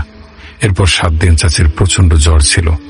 7 দিন পরে স্কুলে গিয়ে শুনতে পেল 3 দিন আগে দারোয়ান চাচার লাশ স্কুলের গেটের 7 দিন পরে স্কুলে গিয়ে শুনতে পেল 3 দিন আগে দারোয়ান চাচার লাশ স্কুলের গেটে রাতে পাওয়া গিয়েছে। সবাই ধারণা করেছে সে হার্ট অ্যাটাক করেছে, কিন্তু তার মুখে নাকি অনেক রক্ত ছিল। যাই হোক, চাচি সেই দারোয়ান চাচার স্ত্রীর কাছে জানতে চাইল, আপনাদের সাথে আসলে কি হতো 6-7 বছর আগে যে চাচা বলেছিল? চাচি বলল, তারা যখন প্রথম এখানে এসেছে তখন এসব কিছুই জানতো না। এটা ছিল একটি রাজমহল। এই রাজমহলের এই পিছনে ছিল রাজকন্যার থাকার জায়গা। রাজকন্যা খুবই শৌখিন ছিল, তার ওয়াশরুম ছিল এই জায়গায়। এসব কিছু আগে জানতো না তারা। সমস্যা এখানেই শেষ না, বরং শুরুটাও এখান থেকেই। স্কুলের দেখাশোনার চাকরি সূত্রে তাদের ঘরটি ঠিক এই জায়গায়। রাতে টিনের চালে জোরে জোরে শব্দ হওয়া শুরু করলো। দারোয়ান চাচার একটি ছেলে ছিল, অনেক রাত পর্যন্ত পড়তো। সে ভাবল বুঝি তাদের টিনের চালে খাটাস বসেছে। একদিন রাতে আর সহ্য করতে না পেরে সে বের হলো দেখতে। বের হয়ে দেখল একজন বুড়ি মহিলা সম্পূর্ণ উলঙ্গ অবস্থায় টিনের চালে বসে আছে। যেই ওই ছেলেটাকে দেখল, লাফ দিয়ে ওর ঘাড়ে এসে বসল। ও কোনো কিছু না বুঝে অজ্ঞান হয়ে গেল। এরপর থেকে শুরু হলো ছেলেটার অবস্থা দিনে দিনে খারাপ হতে লাগলো। ছেলেটা কোনো কথা বলতে পারে না, ঘুমোতে পারে না, খেতে পারে না, সারাক্ষণ ভয়ে কাঁপে। আবার রাত হলে সেই শব্দ, কখনো দরজা নাড়ার শব্দ, দরজা খুলে দেখে কেউ নেই। এভাবে প্রায় মাসখানেক কেটে গেল। চাচার ছেলে অস্বাভাবিক হয়ে গেল, আগের মতন স্বাভাবিক আর হলো না। একদিন এক হুজুর আসলো সেখানে। সে অনেকক্ষণ সবকিছু দেখার পরে জানালো, এখানে এমন এক বদজিন রয়েছে যেখানে একজন মানুষকে ক্ষতি করে মেরে ফেলেছে। মহিলা মরে যাওয়ার পর ওই মহিলার রূপ ধরে এখানে রয়ে গেছে জিনটি। সেই জিন এখানের সবাইকে ক্ষতি করছে। আর এই জিন এতটাই ভয়ানক, যে কোনো সময় যে কোনো মানুষকে গলায় রক্ত উঠিয়ে মেরে ফেলতে পারবে। আর যদি কোনো মানুষ পায় পছন্দের, তাহলে তার ভেতরেও চলে যাবে। আর সেই থেকেই হুজুর ওই রুমে দোয়া দরুদ পড়ে বন্ধ করে দিয়ে বলেছিল, জীবনে কেউ কোনোদিন যেন এই রুমের দরজা না খোলে। দরজা খুলে ফেললে সেই জিন বের হয়ে মানুষের ক্ষতি করবে, আর তখন সেই জিন আরো ভয়ানক রূপ নেবে। সেই থেকেই দরজা বন্ধ ছিল। এরপর সেই দরজা খোলার পর সেই জিন মুক্তি পেয়ে তোমাদের দারোয়ান চাচাকে মুখে রক্ত উঠিয়ে মেরে ফেলে। আর ধীরে ধীরে আমাদের পালা। আমার চাচি বলল, আমার চাচির নাম হচ্ছে মহুয়া। মহুয়া চাচি বলল, তেমন আর হবে না চাচি, আমি এক হুজুরকে সাথে নিয়ে আবার এই ঘর বন্ধ করে দেব। এবার শুরু হলো আসল খেলা। মহুয়া চাচির বাড়িটা ছিল একটু ভেতরে, জঙ্গলের মতন অনেক গাছপালা তাদের বাড়িতে। সেদিন রাতে হঠাৎ শুনতে পায় তাদের গেট ধরে কেউ ধাক্কা দিচ্ছে। তার বাবা এত রাতে কে এলো এটা ভেবে দুজনেই গেল দেখতে। গিয়ে দেখলো কেউ নেই। হঠাৎ তাদের সবার কেমন একটা অস্বস্তি লাগা শুরু করলো। আর ঠিক এই সময় বাসার কারেন্ট চলে গেল। তখন নাকি প্রতিদিন 1 ঘন্টা করে কারেন্ট থাকতো না। মহুয়া চাচি মোমবাতি জ্বালাচ্ছিল। জ্বালিয়ে মোমবাতির আলোয় দেখলো সেই বুড়ি দাঁত বের করে হাসছে। চাচি চিৎকার দিয়ে উঠল। সবাই তার পাশে আসলো, কিন্তু দেখলো কেউ নেই। একটু পরে চাচি সোফায় বসেছিল। সোফার নিচে এক পা আর উপরে এক পা। হঠাৎ দেখলো সোফার নিচ থেকে বুড়ির মাথা বের করে তার পায়ের উপর কামড়ে দিয়ে দিল। চাচি চিৎকার দিয়ে অজ্ঞান হয়ে গেল। চাচির অবস্থা খুব খারাপ হয়ে গেল। চাচি বিছানায় শুয়ে থাকলেও দেখে পায়ের পাশে বুড়ি বসে আছে, কিন্তু কেউ দেখে না। কিন্তু সবাই একটা বাজে পোড়া পোড়া গন্ধ পায়। চাচির চোখের নিচে কালি পড়ে গেল। চাচি খেতে পারে না, ঘুমোতে পারে না। সারাদিন বুড়ি নাকি চাচির শরীর চেটে দেয়। বলতেই আমার সারা শরীর লোম খাড়া হয়ে যাচ্ছে। চাচির সারা শরীরে ঘা হয়ে গেল। অনেক ডাক্তার, অনেক হুজুর আনলো, কেউ কিছু করতে পারলো না। শেষমেশ একজন হুজুর যে ওই ঘরে ঢুকেই ওই বুড়িকে দেখতে পেল, বুড়ির দিকে তাকিয়ে বলল, তুই এখনো বেঁচে আছিস? বুড়ি তার দিকে তাকিয়ে একটা ভেঙচি দেয় আর লাফ দিয়ে চাচির ঘাড়ে গিয়ে বসে। চাচির ঘাড়ে মুখ চাটতে থাকে। হুজুর একটা কথাই শুধু বলছে, চাচির নাকি রক্ত ওই জিন খেয়ে ফেলছে। এরপর ওই জিনের কারণে চাচি খুব অল্প দিনের মাঝে মারা যাবে। হুজুর হঠাৎ কিছু পানি পড়ে দিল আর আল্লাহর কালাম লিখে একটা তাবিজ দিল, যেটা দেওয়ার সাথে সাথে ওই রুম থেকে জিনটা সরে যেতে বাধ্য হলো। আর কিছুতেই জিনটি ওই রুমে ঢুকতে পারল না। এরপর চাচির অবস্থা আগের থেকে ভালো হওয়া শুরু করলো, কিন্তু ওই রুমের বাইরে যাওয়া তার জন্য নিষেধ হলো প্রায় মাসখানেক এর জন্য। ওই রুমেই বন্দি থাকতে হলো। কিন্তু রুমের দরজা জানালা নাকি ঝড় হলে যেমন জোরে জোরে বাড়ি খেত, সেভাবে শব্দ হতো। এরপর থেকে শুরু হলো চাচির বাড়ির বাকি সদস্যদের সাথে নানা রকমের ঘটনা। একদিন চাচির মা রান্নাঘরে রান্না করছিল। হঠাৎ শুনল তার রান্নাঘরের শিঙের শব্দ। সেখানে গিয়ে দেখলো শিং দিয়ে ধোঁয়া বের হচ্ছে। একটু ভয় পেয়ে দূরে সরে গিয়ে হঠাৎ একজন মানুষের সাথে ধাক্কা খেলো। পিছনে ফিরে দেখলো উলঙ্গ বুড়ি। এরপর এক রাতে তার বাবা, ভাই সবাই বুড়ি কোনো না কোনো ভাবে দেখা দিল। হুজুর বলেছিল এই 1 মাস যেন চাচি কিছুতেই গরুর মাংস না খায়। ঠিক যেদিন 1 মাস পূরণ হবে সেদিন হঠাৎ চাচি রুম থেকে বের হয়ে রান্নাঘরে গিয়ে পাতিল নিয়ে কোনো কারণ ছাড়াই গরুর মাংস ছিল সেটা গিয়ে খেয়ে নিল। খেয়ে অজ্ঞান হয়ে গেল। কেউ জানে না চাচি সেদিন এমন কেন করেছিল, কিন্তু সেই কাজের কারণে আবারও সেই বুড়ি চাচির ঘাড়ে উঠে বসলো। চাচির অবস্থা আবার বেশ খারাপ হয়ে গেল। চাচিকে নাকি ঘুমের ওষুধ দিয়ে ঘুম পাড়িয়ে রাখা হতো। চাচির পাশে বসে সেই বুড়ি নাকি সারাদিন বিড়বিড় করত। চাচি সেই ঘুম অবস্থায় সব কথা শুনতে পেত। বুড়ি নাকি 42 সালে সেই মহলে প্রথম ঢুকেছিল রাজকন্যার সাজগোজের দায়িত্ব নিয়ে। আর সেই জিন ছোট থেকে তার ছিল। সেই মহলের যে জমিদার ছিল সে ছিল বড়ই অত্যাচারী। সে তার নিজের কন্যার জন্য যেসব দাসী আসতো তাদের কেউ ছেড়ে দিত না, তাদের উপর অনেক অত্যাচার করত। একদিন সব দাসীরা মিলে সিদ্ধান্ত নিল এই অত্যাচারী জমিদারকে শেষ করে দেবে। সে কথা সেই জমিদার টের পেয়ে যায়। আর সে এতটাই খারাপ মানুষ ছিল যে তার নিজের কন্যা সহ তার মহল জ্বালিয়ে দেয়। সব মানুষগুলো মারা গেলেও এই জিন থেকে যায় সেখানে, আর এই জিন এখন চাচির সাথেই থাকতে চায়। চাচিকে নাকি সে বিয়ে করবে, এরপর চাচি আর তার বিয়ে হবে। এসব চাচির নিজের মুখে না শুনলে আমি জীবনে কোনোদিন বিশ্বাস করতাম না।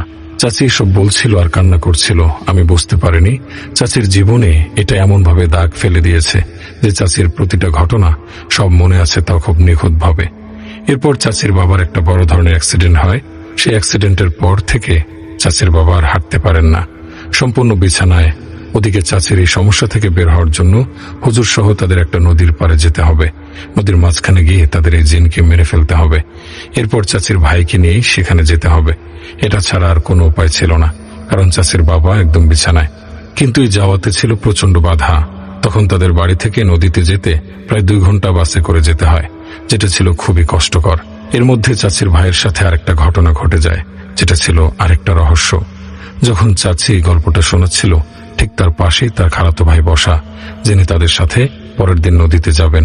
তিনি বললেন সেও এই ঘটনাটি হতে চায় তার নিজের মুখের মতনই তুলে ধরছে।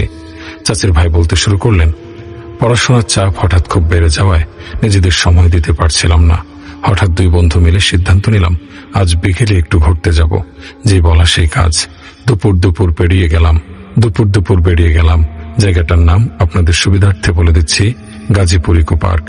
অনেকেই হয়তো ওখানে গিয়েছেন এবং ওখানের কথা শুনেছেন, কিন্তু আসলে জায়গাটার জন্য না জায়গাটার সাথে এই ঘটনার সাথে কোনো মিল নেই। হয়তো কাকতালীয়ভাবে ওখানে বসেই আমার সাথে এই ঘটনাটি ঘটল। যাই হোক, মূল প্রসঙ্গে ফিরে আসি। আমি আর আমার বন্ধু মহিবুল ওখানে পৌঁছাতে 3:30 বেজে গেল। তো আমরা অনেক ধরনের জিনিসই ওখানে গিয়ে দেখলাম। ওখানে একটা জায়গা আছে যেটা একটু ঘাসের মতন, একটু জঙ্গল টাইপের পেছনটা। হঠাৎ দেখলাম ঘাসের মধ্যে কিছু একটা নড়াচড়া করছে। ভাবলাম হয়তো ইঁদুর বা ছোট কাঠবিড়ালি, যেহেতু এটা ইকো পার্ক। কাছে গিয়ে দেখলাম এটা একটা কবুতর, কিন্তু কোনো স্বাভাবিক কবুতর নয়, একটি আঘাতপ্রাপ্ত কবুতর। আর এই আঘাতও কোনো স্বাভাবিক আঘাত নয়। কবুতরটির গলা দিয়ে রক্ত পড়ছে আর গলায় একটা তাবিজ বাঁধা আছে। আমি যেহেতু দর্শনে পড়ি, এসব নিয়ে কখনোই এর আগে জ্ঞান ছিল না। আমি ভাবলাম কোনো মানুষ হয়তো কবুতরটার সাথে মজা করতে গিয়ে গলায় এটা বেঁধে দিয়েছে। কিন্তু যখন দেখলাম কবুতরটি খুব কষ্ট পাচ্ছে, তখন আমি নিজ হাতে ওটা খুলে ফেললাম। খোলার পরে দেখলাম হিন্দুদের অনেক ধরনের লেখা ওখানে লেখা। আমার বন্ধু মহিবুল আবার এসব বোঝে। ও আমাকে বলল, এটা একটু অস্বাভাবিক মনে হচ্ছে, আমরা এটা পুড়িয়ে ফেলি, এটা আমাদের জন্য ভালো হবে। আমাদের একটু দূরেই ছিল এক ফুচকাওয়ালা মামাকে জিজ্ঞেস করি, মামা তোমার কাছে কি পুড়িয়ে ফেলার কিছু আছে? মামা বলল, হ্যাঁ, আমার কাছে লাইটার আছে। তো আমরা একটু দূরে গিয়ে লাইটার দিয়ে এটা পুড়িয়ে ফেলি। তো এখন আমরা ভাবলাম এই কবুতরটি দিয়ে কি করব। ফুচকাওয়ালা মামা বলল, মামা আমি তো কবুতর পালি, আপনারা কবুতরটি আমাকে দিয়ে দিন। আমরাও দেখলাম কবুতরটির অবস্থা খুব খারাপ, একটু পরে হয়তো মরে যাবে, তাই আমরা এটা ফুচকাওয়ালা মামাকে দিয়ে দিলাম। তো বাসায় ফেরার পথেই আমি দেখলাম আমার হাতটা খুব ব্যথা করছে এবং মাথা প্রচন্ড ব্যথা করছে, মানুষের জ্বর আসলে যেমন হয়। আমরা 4-5 বন্ধু মিলে একটি বাসা মেসের মতন করে থাকি। সেখানে একটা রুমে 2 জন করে থাকে। তো সেদিন আমার রুমমেট বাড়ি চলে গিয়েছিল। বাসায় গিয়েই আমি শুয়ে পড়ি কিছু না খেয়ে। বাসায় যাওয়ার পর দেখলাম আমার ডান হাতটা একদম অনেক ফুলে গিয়েছে। পানি আসলে যেমন হয় বা কোনো পোকা কামড় দিলে যেমন অনেক ফুলে ওঠে, সেরকম। আমার বন্ধুদের দেখালাম, ওরা বলল একটা নাপা খেয়ে ঘুমিয়ে যা। আমি নাপা খেয়ে শুতে চলে গেলাম। আমার রুমটা ছিল কর্নারে, 2টা বেড, 2টা টেবিল, এছাড়া একটা থাই গ্লাসের জানালা। তো আমি শুয়েছিলাম হয়তো 8টা বাজে তখন। মাঝে মাঝে সকালে এসে কুটকুট করে শব্দ করে জানালার সাথে সেটার একটা শব্দ হয়। আমি হঠাৎ সেই রাতে শুনতে পেলাম সেই কুটকুট শব্দ আমার ঘুম ভেঙে গেল। ঘুম ভাঙার পরে আমি চেক করলাম এই রাতে কোনো পাখি শব্দ করে, কিছুই দেখতে পেলাম না। পরে শরীরটা সঙ্গ দিচ্ছিল না, ডাইনিং এ গিয়ে শুয়ে পড়লাম। ঘুমের মধ্যে আমি স্বপ্নে দেখলাম একজন অনেক বড় চুল এবং সেই চুলে অনেক জট এবং তার পরনে একটি লাল ধুতির মতন জিনিস, অনেকটা তান্ত্রিকের মতো দেখতে। সে কঠিন চোখে আমার দিকে তাকিয়ে আছে আর আমাকে বলছে, আজকে তুই এই কাজটা একদম ঠিক করলি না, কি শাস্তি তোকে পেতেই হবে। আমার শরীরে ঘাম দিয়ে ঘুম ভেঙে গেল, প্রচন্ড ভয় পেয়ে গেলাম। উঠে পানি খেলাম, তৃষ্ণা কিছুতে মিটছে না। জীবনে প্রথম এরকম ভয় পেলাম। এরপর ডাইনিং এর লাইট জ্বালানো অবস্থায় ঘুমিয়ে পড়লাম। সেদিন রাতে বারবারই ভয়ে ঘুম ভেঙে যাচ্ছিল। শরীর এতটা খারাপ, তবুও ঘুম ভেঙে যাচ্ছিল। ব্যথাটা অনেক বেড়ে গেল। সকালের দিকে বাবার ফোনে ঘুম ভেঙে গেল। বাবা জানালো আমার ফুফু মারা গিয়েছে, এখনই ব্যাগ গুছিয়ে বাড়ি যেতে হবে। আমিও কোনো কিছু চিন্তা না করে বাড়ির দিকে রওনা হলাম। আমার বাড়ি খুলনা। আমি সায়দাবাদ থেকে বাসে উঠলাম সকাল 10টা নাগাদ। আমি বাসে ওঠার পরও খুব অসুস্থ বোধ করছিলাম। আমার পাশের সিটটা ফাঁকা ছিল। বাসে বসে ঘুমিয়ে গেলাম। বাসটা ভাঙা এসে একটু থামলো, তখন ঘুমটা ভেঙে গেল। পাশে তাকিয়ে যেটা দেখলাম সেটার জন্য আমি একদমই প্রস্তুত ছিলাম না। পাশে ঠিক সেই লোকটা যাকে আমি গতকাল রাতে তান্ত্রিক রূপে স্বপ্ন দেখেছি, কিন্তু এর পরনে ছিল প্যান্ট শার্ট। আমার দিকে কঠিন চোখে তাকিয়ে আছে। আমি ভয় পেয়েও মাথা ঠান্ডা রেখে তাকে জিজ্ঞেস করলাম, আপনি কোথা থেকে এখানে উঠলেন, কোথায় যাচ্ছেন? আমার কোনো প্রশ্নের উত্তর সে দিল না। আমার দিকে সে কঠিন চোখে তাকিয়ে আছে, যেন আমি ভস্ম হয়ে যাব। সে আমাকে কোনো কথা না জিজ্ঞেস করলে শুধু জিজ্ঞেস করলো, বাবু তোমার হাতে কি হয়েছে?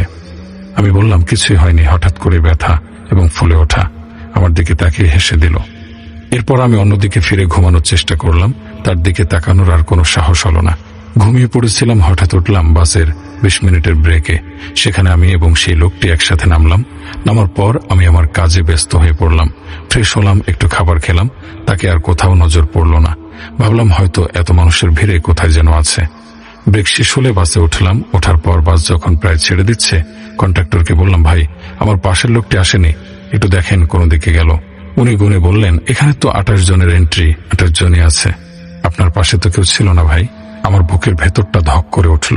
কিছু না বলে চুপ করে ফুফুর বাড়ি আসলাম। ওখানে গিয়ে কাউকে কিছু বললাম না, কারণ সবার মন খারাপ। জানাজা হলো, দাফন হলো। এদের বাড়ি পৌঁছাতে পৌঁছাতে প্রায় বিকেল। সন্ধ্যায় খেয়ে প্রায় রাত 8:30 সকলে ঘুমিয়ে যায় গ্রামে। আমাদের বাড়িতে 4টি ঘর। একটাতে আমার বাবা মা থাকেন, একটাতে চাচা চাচি থাকেন, আর একটাতে আমার চাচাতো ভাই রানা থাকে।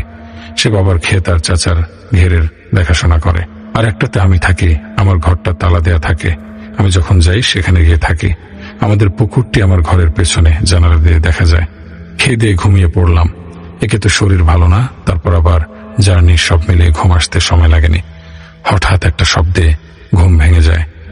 আপনারা যারা টিনের ঘরে থাকেন, যদি সেখানে কেউ ইট মারে বা গাছ থেকে কোনো ফল পড়ে, যেমন জোরে জোরে আওয়াজ হয়, ঠিক সেরকম। ঘুম ভাঙার পর উঠলাম। ভাবলাম বাবাকে ফোন দেই, এত রাতে কিসের শব্দ? অমনি দেখলাম ফোনে চার্জ নেই, ফোন বন্ধ। চার্জার খুঁজতে গিয়ে দেখি ঢাকা ফেলে এসেছি। তারপর শব্দটাও আর হচ্ছে না। এরপর ভাবলাম যা হবার হয়েছে, এখন ঘুমিয়ে পড়ি। সবাই ঘুমাচ্ছে, সকালে উঠে দেখা যাবে কি হয়েছিল। আবার ঘুমিয়ে পড়লাম। মাঝরাতে ঘুম ভেঙে গেল কয়েকজন মানুষের কথার শব্দে। বুঝতে পারলাম আওয়াজটা পুকুর পাড় থেকে আসছে। জানালা হালকা খুলে দেখলাম 5 জন জেলে জাল নিয়ে দাঁড়িয়ে আছে, এখনই জাল ফেলবে। আমাদের ঘেরের মাছ ফজরের পর পর বাজারে নিয়ে বিক্রি করা হয়। তাই ভাবলাম মনে হয় আরেকটু পরে আজান হবে। এরা মাছ ধরতে এসেছে। আমি ডাকলাম, ভাই একজন একটু এদিকে আসুন। একজন আসলো। বাকি সবাই আমার দিকে তাকিয়ে আছে। আমার একটু অস্বস্তি লাগছে, তবুও ভাবলাম এরা তো জেলে, একটু কথা বলে নি। ভাই আমার চাচা কোথায়? এখানে আপনাদের একা মাছ ধরতে কে বলল? ওনারা বলল চাচা এখানে ছিল, এখন একটু সরিষা ক্ষেতের দিকে গিয়েছে, এখনই চলে আসবে। দরকার হলে আমি যেন একটু গিয়ে দাঁড়াই। আমি ভাবলাম অনেকদিন তো কাজ করা হয় না, বাবা চাচাকে একটু সাহায্য করি। ওনারা বলল তাড়াতাড়ি আসুন। আমি একটা হাফ প্যান্ট পরে বের হলাম। 10 মিনিট পরে এখনো চাচা আসেনি, বাবাও না। আমি বললাম এখনো তারা কেন আসছে না? রানা ভাই বা কোথায়? ওনারা বলল আপনি একটু গিয়ে দেখুন শ্মশান ঘাটের ওখানে কোনো সমস্যা হলো কিনা। আমি জিজ্ঞেস করলাম উনি কি ওখানে একা গিয়েছে? তারা বলল সেটা ঠিক জানি না, আপনি চলুন, আমরা আপনার সাথে যাচ্ছি, দেখি কি কিছু হলো নাকি। আগে বলে রাখি, আমাদের সরিষা খেতে যেতে একটি খালের মতন আছে। সেই খালের ওই পারেই শ্মশান ঘাট, যেখানে হিন্দুদের পোড়ানো হয়। তো আমার সাথে একজন যেজন কথা বলছিল, সে একটি হারিকেন হাতে এগোচ্ছে। অনেক দূর যাচ্ছে, কোনো আলো নেই, শুধু একটু হারিকেনের আলো। একটু দূরে যেতে জিজ্ঞেস করলাম যে ভাই আপনার বাড়ি কোথায়? হঠাৎ শুনতে পেলাম বলো টঙ্গী। আমার গা শিউরে উঠল। কণ্ঠটা কেমন যেন অন্যরকম। আর টঙ্গী এখানে মানুষের বাড়ি কেন হবে? ওই লোক আমার থেকে একটু পেছনে ছিল। পেছন ফিরে তাকিয়ে দেখলাম কেউ নেই। আমার শরীরের সকল লোম খাড়া হয়ে গেল। সামনে খাল, খালের ওই পারে দেখলাম সেই তান্ত্রিক লোকটা। আমি স্বপ্নে তাকে যে কাপড়ে দেখেছিলাম, ঠিক সেই কাপড়ে।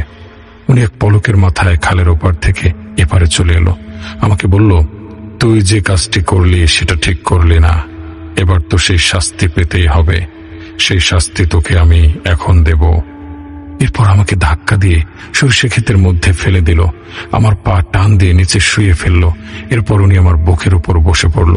কিন্তু আশ্চর্যের ব্যাপার হচ্ছে, আমার বুকে কোনো ওজন ছিল না। উনি আমার গলা চেপে ধরল। আমার মনে হচ্ছিল আমার গলা দিয়ে কোনো শব্দ বের হচ্ছে না। এরপর আমার শরীরটাকে উল্টো করে ফেলল। মনে হলো যে আমি কোনো মানুষ না, একটা পুতুল আমার পা ধরে টেনে নিয়ে যাচ্ছিল আর বলছিল, আমার জাদুর উপর শক্তি প্রয়োগ, আজ তুই বুঝবি আমার উপরে বাধা সৃষ্টি করার ফল কি হয়। এরপর খালের উপর দিক দিয়ে একটা খুঁটি বাঁধা ছিল, যেটাতে গরু বাঁধা হয়, যার কারণে ওটা খুব শক্ত। ওটা আমি ধরে ফেলি, কিন্তু বিশ্বাস করুন আমার শরীরে কোনো শক্তি ছিল না, মানসিক শক্তি দিয়েই সব করছিলাম। আমাকে খুব জোরে টানছিল পায়ের দিক দিয়ে। হঠাৎ দেখলাম রানা ভাই আমার দিকে দৌড়ে আসছে। আমার আর কিছু মনে নেই, শুধু শেষবারের মতন তান্ত্রিক লোকটাকে দেখলাম যেন হাওয়াতে মিশিয়ে গেল। সকালে ঘুম ভাঙলো, দেখতে পেলাম আমি আমার খাটে শুয়ে আছি। রানা ভাই আমার পাশে, তাকে জিজ্ঞেস করলাম কি হয়েছিল রাতে। আমার জ্ঞান যাওয়ার পর সে বলল সে ক্ষেত পাহারা দিচ্ছিল, তখন কিছু শব্দে সে দেখার জন্য আসে। আসার পর দেখলো আমাকে কিছু একটা টেনে খালের দিকে নিয়ে যাচ্ছে, কিন্তু আমার পায়ের দিকে কেউ নেই। বুঝতে পেরেছিল যে কিছু একটা খারাপ শক্তি এসব করছে। সে সময় মতো না পৌঁছলে হয়তো আমি আর বেঁচে ফিরতে পারতাম না। এরপর বাবাকে পুরো ঘটনা খুলে বললাম। বাবা ইমাম সাহেবের সাথে ব্যাপারটা বলল। তিনি আমাকে একটি তাবিজ আর পানি পড়া খেতে বলল, আর সবসময় দোয়া, জিকির আর 5 ওয়াক্ত নামাজ সময় মতো পড়ার জন্য বলল। আমি যখন জানতে চাইলাম জেলেদের ব্যাপার, তখন ইমাম সাহেব সব খুলে বলল। আসলে সেই কবুতরের গায়ে যে তাবিজ ছিল সেটা ওই তান্ত্রিক কারো ক্ষতির জন্য করেছিল। ওই কবুতরের সাথে যাকে ওই জাদু করা হয়েছে সেই লোক মারা যেত, আর ওই জেলেগুলো ছিল মানুষরূপী জিন, যারা ওই তান্ত্রিকের কথা মতো আমাকে বাড়ি থেকে বের করে সেই জায়গায় নিয়ে যায়। আর ওটাও তান্ত্রিকের রূপ নিয়ে একটি জিন ছিল, যার কারণে আমি ছাড়া কেউ তাকে দেখেনি। আর তার শরীরে কোনো ওজন ছিল না, সে হাওয়াতে মিলিয়ে যেতে পেরেছে। যাই হোক, চাচির ভাইয়ের এই ঘটনাটি পড়ে শোনাতে চেয়েছিলাম, কিন্তু এই দুটির একটি যোগসূত্র রয়েছে যার কারণে এটা বলতে হচ্ছে। পরের দিন তারা রওনা দিল। বাধা আর বাধা। হঠাৎ তারা মাঝপথে দেখল একজন তান্ত্রিক চাচির ভাইটি নাকি হঠাৎ খুব ভয় পেয়ে গেল। কারো বুঝতে অসুবিধা হলো না এটা সেই তান্ত্রিক। এরপর তার নৌকায় উঠে নদীর ঠিক মাঝখানে গেল। হুজুরের দোয়া দরুদ পড়া যতটাই বাড়ছে, নৌকার দুলনি ঠিক ততখানি বাড়ছে। চাচি অসুস্থ হয়ে পড়ল। নৌকায় বসে হঠাৎ করে কোথা থেকে যেন সেই বুড়ি আর তান্ত্রিক দুজনেই চলে আসলো। হুজুরকে অনেক চেষ্টা করেও তারা থামাতে পারল না।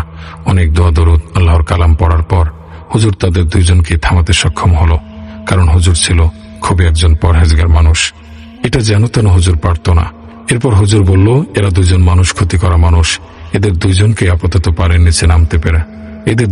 আপাতত পানির নিচে নামাতে পেরেছি আল্লাহর অশেষ রহমতে। কিন্তু আপনাদের সবাইকে 5 ওয়াক্ত নামাজি সাথে সাথে আমল করতে হবে, তাহলে এরা কোনো কিছু আর কারো ক্ষতি করতে পারবে না ইনশাআল্লাহ। এই ঘটনা বলার পর থেকে আমি কিছুতেই শান্ত হতে পারিনি। চাচি এখন সম্পূর্ণ সুস্থ, কোনো ধরনের সমস্যা নেই। কিন্তু এই ঘটনাটি আমার জন্য একদম নতুন। আমি কখনোই বিশ্বাস করতাম না এসব। নতুন দুটি ঘটনা আমার জীবনটা একদম ওলট পালট করে দিল, আমাকে নতুন করে ভাবালো সবকিছু। আজ এই জন্যই আপনাদের সাথে এটা শেয়ার করলাম। ভালো থাকবেন, সুস্থ থাকবেন। আশা করছি আজকের এপিসোডের এই ঘটনাটা আপনাদের ভালো লাগবে এবং পরের ঘটনাগুলো আপনাদের আরো বেশি ভালো লাগবে। চলুন তাহলে শুরু করা যাক। আপনি কি কখনো গভীর রাতে একা বসে অনুভব করেছেন কেউ যেন আপনাকে দেখছে? অথবা হঠাৎ করে শূন্য ঘরে একটা ঠান্ডা বাতাস অনুভব করেছেন, অথচ জানালাগুলো সব বন্ধ? আপনি কি কখনো শুনেছেন দরজা বন্ধ হওয়ার শব্দ, কিন্তু যখন তাকিয়েছেন তখন সবকিছু স্বাভাবিক? আপনি একা ভাবছেন, কিন্তু আসলে কি একা, নাকি আপনার চারপাশে কিছু আছে যা শুধু রাতের অন্ধকারে জেগে ওঠে? আসসালামু আলাইকুম, সবাইকে স্বাগতম রাতের ডায়েরি ইউটিউব চ্যানেলে। এখানে আমরা তুলে ধরছি বাস্তব অভিজ্ঞতা, ভয়ঙ্কর ঘটনা আর রহস্যময় কাহিনী, যা শুনলে গা ছমছম করে ওঠে।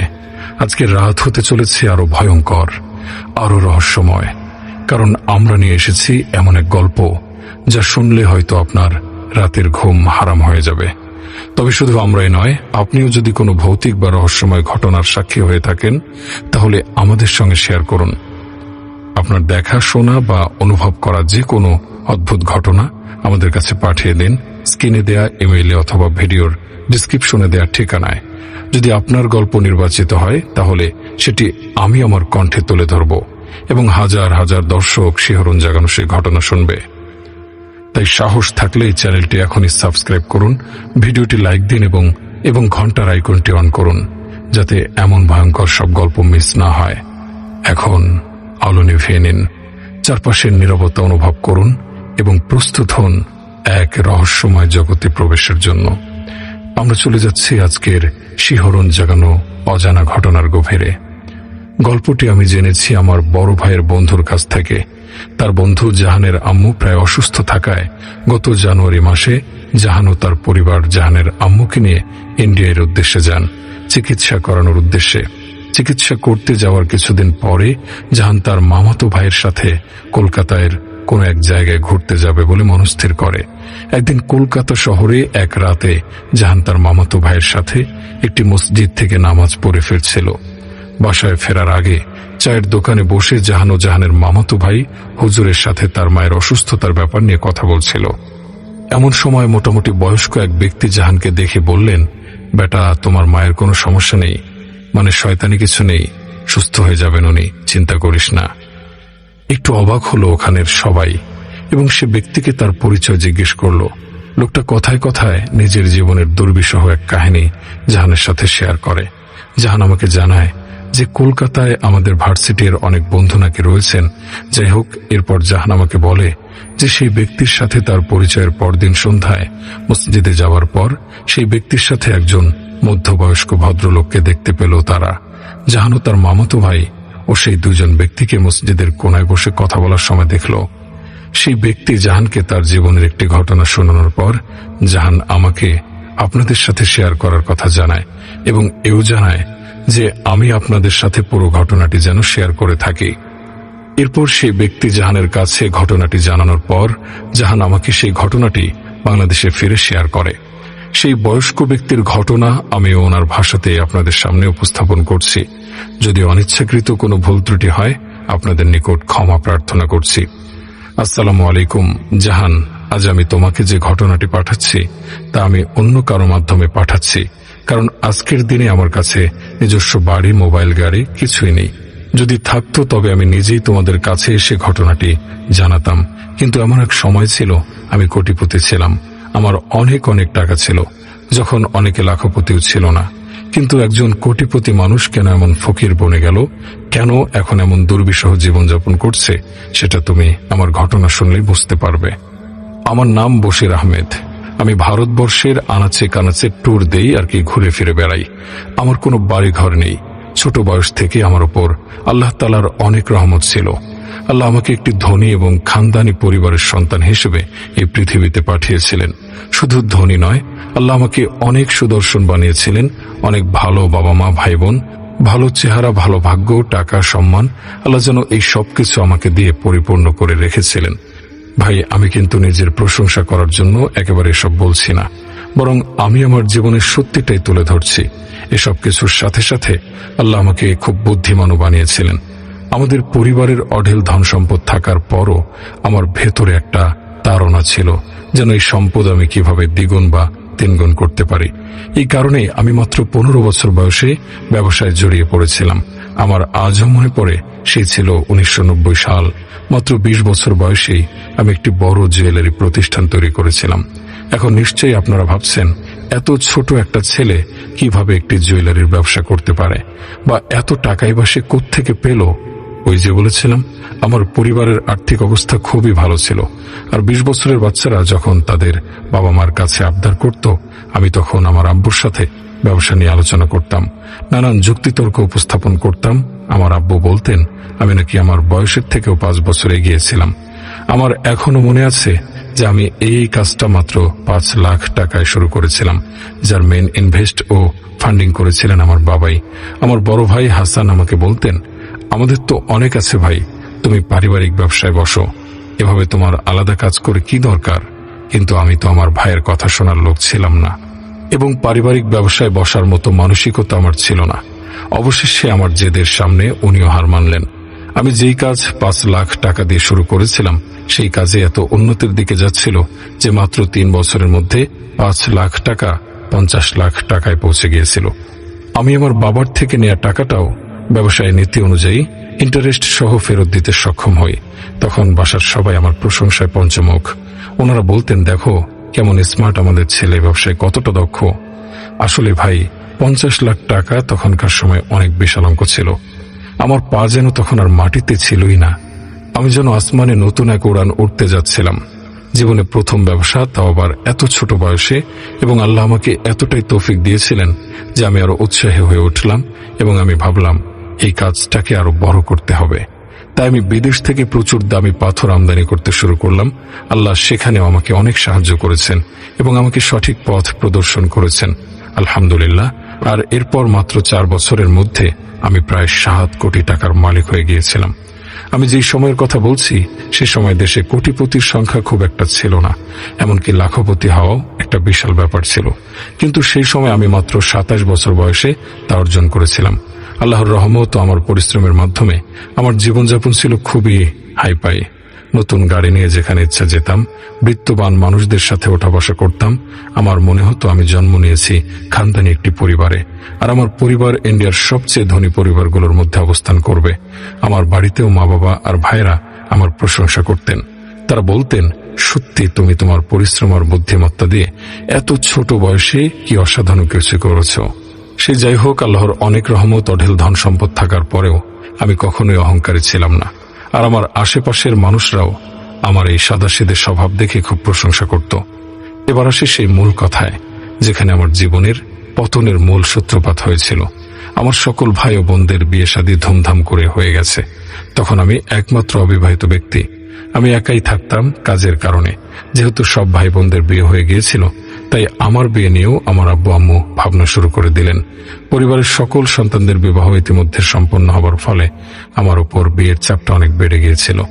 আমার মা জিজ্ঞেস করতেন, যদি তোমার কাউকে পছন্দ হয় তাহলে বলো।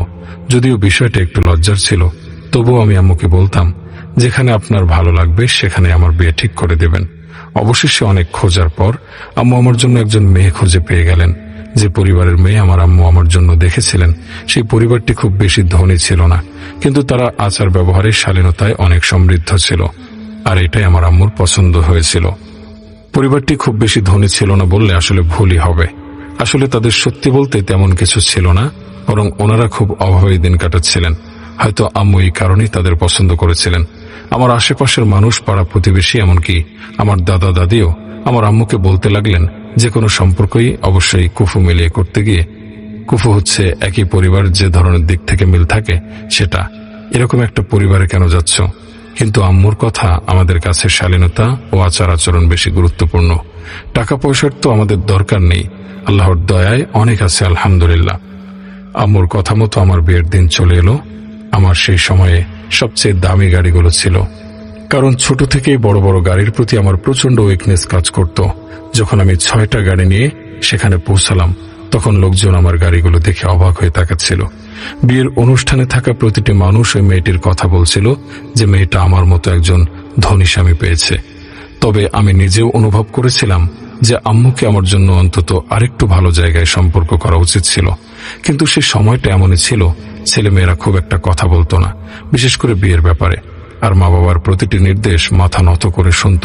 এতক্ষণ আমি নিজেও নিজের পরিবারের যে বর্ণনাগুলো দিলাম, সেগুলো শুনে হয়তো আপনারা অনেকে বিরক্ত হচ্ছেন, কিন্তু আমি সত্যি বলছি। পরবর্তী অধ্যায় শোনার জন্য এসব বলা সত্যি জরুরি। তবু আমি এত কিছু বলার জন্য ক্ষমা চেয়ে নিচ্ছি।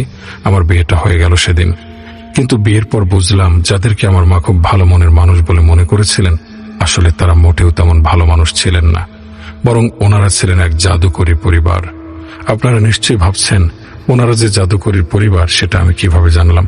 আসলে ঘটনা হলো যে বিয়ে পড়ানোর পর আমি আমার স্ত্রীকে আমার হাতে পড়া ঘড়ি দিয়ে বললাম, এই ঘড়িটা তোমার ব্যাগে রেখে দাও, আমি বাড়ি গিয়ে নেব।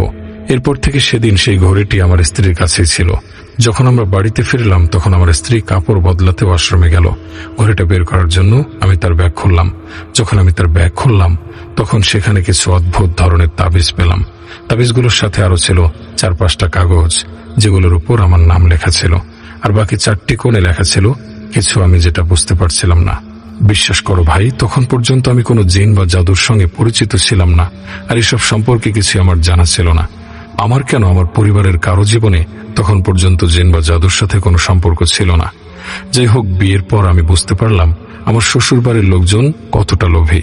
বিয়ের কিছুদিন পর পর আমার শাশুড়ি আমার দোকানে আসতো এবং কোনো না কোনোভাবে একটি ভারী গহনার সেট নিয়ে চলে যেত। উনি গহনা নিয়ে চলে যাওয়ার আগে বলতেন যে আমি কিছুদিনের মধ্যে টাকা দিয়ে দেব, কিন্তু ভাই সেই টাকা আর কোনোদিনই নিয়ে আসতো না। প্রথম দিকে আমি কিছু বলিনি, কিন্তু যখন ধীরে ধীরে এই ঘটনাগুলো বাড়তে শুরু করলো, আমি একদিন আমার স্ত্রীর কাছে গিয়ে স্বাভাবিকভাবে বললাম যে শোনো, তোমার মাকে একটু বুঝিয়ে বলো, এগুলো কি ঠিক? এটা তো আমার ব্যবসা, তাই না? এভাবে যদি চলতে থাকে তাহলে তো আস্তে আস্তে আমাদের বড় ধরনের ক্ষতি হয়ে যাবে। উনি প্রায় 4-5 দিন পর পর সে দামি দামি গহনার সেট নিয়ে চলে যান, আর টাকা পয়সা দেবেন বলেও দেন না। তুমি ওনাকে একটু বিষয়টা বুঝিয়ে বলো। আমার কথা শুনে আমার স্ত্রী আমার উপরেই খুব ক্ষেপে গেল। বলল, যদি আমার মা 2-3টি সেট নিয়েও নেয় তাহলে এতে আপনার সম্পদ কি কমে যাবে? আপনি এমন ছোট লোকের পরিচয় দিলেন। আমি আমার স্ত্রীর আচরণ দেখে হতবাক হয়ে গেলাম। আমি ওকে বললাম যে এটা সম্পদের ব্যাপার না, এটা আসলে মান সম্মানের বিষয়। এটা কি ধরনের কথা যে দোকানে এসে নিজের ইচ্ছা মতো জিনিস নিয়ে যাবে, বিনা পয়সায় নিয়ে চলে যায়? আমার বউ মাটির দিকে তাকিয়ে ঘর থেকে বের হয়ে গেল। আমি জানতাম সে তার বাবার বাড়ি গেছে। সন্ধ্যার মধ্যে সে তার বাবার বাড়ি থেকে ফিরে এসে আমার মুখে সজোরে টাকা ছুঁড়ে মারল। আমি অবাক হয়ে বললাম, এতটুকু সম্মান আমাকে করো? এটা কি ধরনের আচরণ? তোমার স্বামীকে সম্মান দিতে শেখো। তোমার কি এতটুকু ভদ্রতাও নেই? এরপর আমি টাকাগুলো নিয়ে দোকানে চলে গেলাম। দোকানে আমার ম্যানেজার টাকাগুলো গুনে আমাকে জানালো যে আমার শাশুড়ি যত দামের গহনা নিয়ে গিয়েছেন এখানে তার অর্ধেক দামও নেই। আমি বাড়ি ফিরে আমার বউকে বললাম, তুমি যে টাকাটা আমার মুখে ছুঁড়ে মারলে, কিভাবে মারলে? এখানে তো অর্ধেক দামও নেই। তোমার মা তো আমার কাছ থেকে আরো বেশি টাকার জিনিস নিয়ে গেছে। সে আমার দিকে তাকিয়ে বিরক্তি নিয়ে বলল, আধা টাকা তো পেয়েছো, বাকিটাও নাকি সময় মতো পেয়ে যাব। আমার নাকি এত উত্তেজিত হওয়ার কিছু নেই। এই বলে ঘর থেকে বেরিয়ে যাওয়ার আগে সে বলল, আমরা তো ভিখিরি নই যে তোমার টাকায় আমাদের চলতে হবে। আমার বউয়ের এরকম কথায় আমি খুব বিরক্ত হচ্ছিলাম, কারণ একে তো এভাবে জিনিস নিয়ে যাচ্ছে, টাকা দিচ্ছে না, তার উপর আবার বড় বড় কথা বলছে। যদি ওনারা সরাসরি আমার কাছে টাকা চাইতো বা গহনা চাইতো আমি অবশ্যই দিতে রাজি হতাম, কিন্তু যেভাবে আমার সাথে প্রতারণা হচ্ছে তাতে আমি খুবই সমস্যায় পড়ে গেছি। কিছুদিন পরের কথা, আমার স্ত্রী তার বাবার বাড়ি থেকে ফিরে এলো। তার হাতে লাড্ডুর একটা বক্স ছিল। লাড্ডুর বক্স আমার দিকে এগিয়ে দিয়ে সে বলল, আম্মু তোমার জন্য পাঠিয়েছে। আমার ছোট বোনের বিয়ে ঠিক হয়ে গেছে। আমি তাকে বললাম, মাশাআল্লাহ, তোমাদেরকে অনেক অনেক অভিনন্দন, শুভেচ্ছা। এরপর তার আম্মুকেও আমার পক্ষ থেকে শুভেচ্ছা দিতে বললাম এবং জানিয়ে দিলাম যে আমি যদি পাই তাহলে তাদের বাড়িতে যাব এবং আমার শাশুড়িকে নিজে অভিনন্দন জানিয়ে আসব। আমি ছোট থেকে মিষ্টি খুব পছন্দ করতাম। আমি আমার স্ত্রীর আনা সেই বক্স খুললাম এবং লাড্ডু খেতে শুরু করলাম। লাড্ডু খাওয়ার পর আমার মনে হলো যেন আমার মাথা ঘুরতে শুরু করেছে। আমার মনে হলো আমি অজ্ঞান হয়ে যাচ্ছি, কিন্তু অজ্ঞান হওয়ার আগে যে দৃশ্যটা দেখলাম সেটি হলো আমি পড়ে যাচ্ছি আর আমার স্ত্রী আমার দিকে তাকিয়ে হাসছে। যখন আমার চোখ জোড়া খুলল আমি তখন হাসপাতালে। আমার কাছে আমার পরিবারের লোকজনও ছিল, আমার বউ ছিল, আমার শাশুড়িও দাঁড়িয়েছিলেন। আমি উঠে সবার প্রথমে আমার বউকে জিজ্ঞেস করলাম, তুমি লাড্ডুতে কি মিশিয়েছিলে? একদম হঠাৎ করে আমার বউ আর শাশুড়ি অস্থির হয়ে গেল। আমার শাশুড়ি বললেন, বাবা, আমরা তো কিছু মিশাইনি। আমি ওনার থেকে মুখ ফিরিয়ে নিয়ে আমার বড় ভাই হাসানকে বললাম, ওই লাড্ডু খাওয়ার পর আমার শরীর খারাপ হয়ে গেছে। আমার পরিবার অবাক হয়ে আমাকে জিজ্ঞেস করলো, কোন লাড্ডু? আমি বললাম, আমার বউ তার বোনের বিয়ের খবর জানানোর জন্য যে লাড্ডু নিয়ে এসেছিল সেই লাড্ডু। আমার কথা শুনে আমার বউ আর শাশুড়িকে অনেক বেশি চিন্তিত লাগছিল। আমার শাশুড়ি বলছিলেন, কি বলছো বাবা, আমরা তো খুশিতে লাড্ডু পাঠিয়েছিলাম, তো এতে কি কিছু মেশাতে হবে? তোমরা ডাক্তারের কাছে জিজ্ঞেস করো, তাহলে আমরা লাড্ডুতে কিছু মিশিয়েছি কিনা ওরাই বলবেন। আমার ভাই ডাক্তারের কাছে গেলেন। যখন তারা ডাক্তারের কাছে এ ব্যাপারে জিজ্ঞেস করলেন যে আমাকে বিষ বা অন্য কিছু দেওয়া হয়েছে কিনা, ডাক্তার উত্তরে বললেন, না, এমন কিছু নয়, শুধু তার ব্লাড প্রেশারটা লো হয়ে গিয়েছিল, এই কারণে অজ্ঞান হয়ে গিয়েছেন। এখন ডাক্তারও এই ব্যাপারে নিশ্চিত করেছিলেন যে কোনো বিষ জাতীয় কিছু দেওয়া হয়নি। ডাক্তার তো নিজের জায়গা থেকে সঠিক কথাই বলেছিলেন, কারণ বিষ নয়, বরং আমার উপরে জাদু করা হয়েছিল, যা মেডিকেল রিপোর্টে ধরা পড়া অসম্ভব। এরপর দিন আমার শরীর খুবই ভারী হয়ে যেতে লাগলো। আমি দোকানেও প্রতিদিন যেতে পারতাম না। আমার দোকানের ম্যানেজার প্রতিদিন এসে বলতো, ভাইজান, আপনার শাশুড়ি এসেছিলেন, 2টো সেট নিয়ে গেছেন।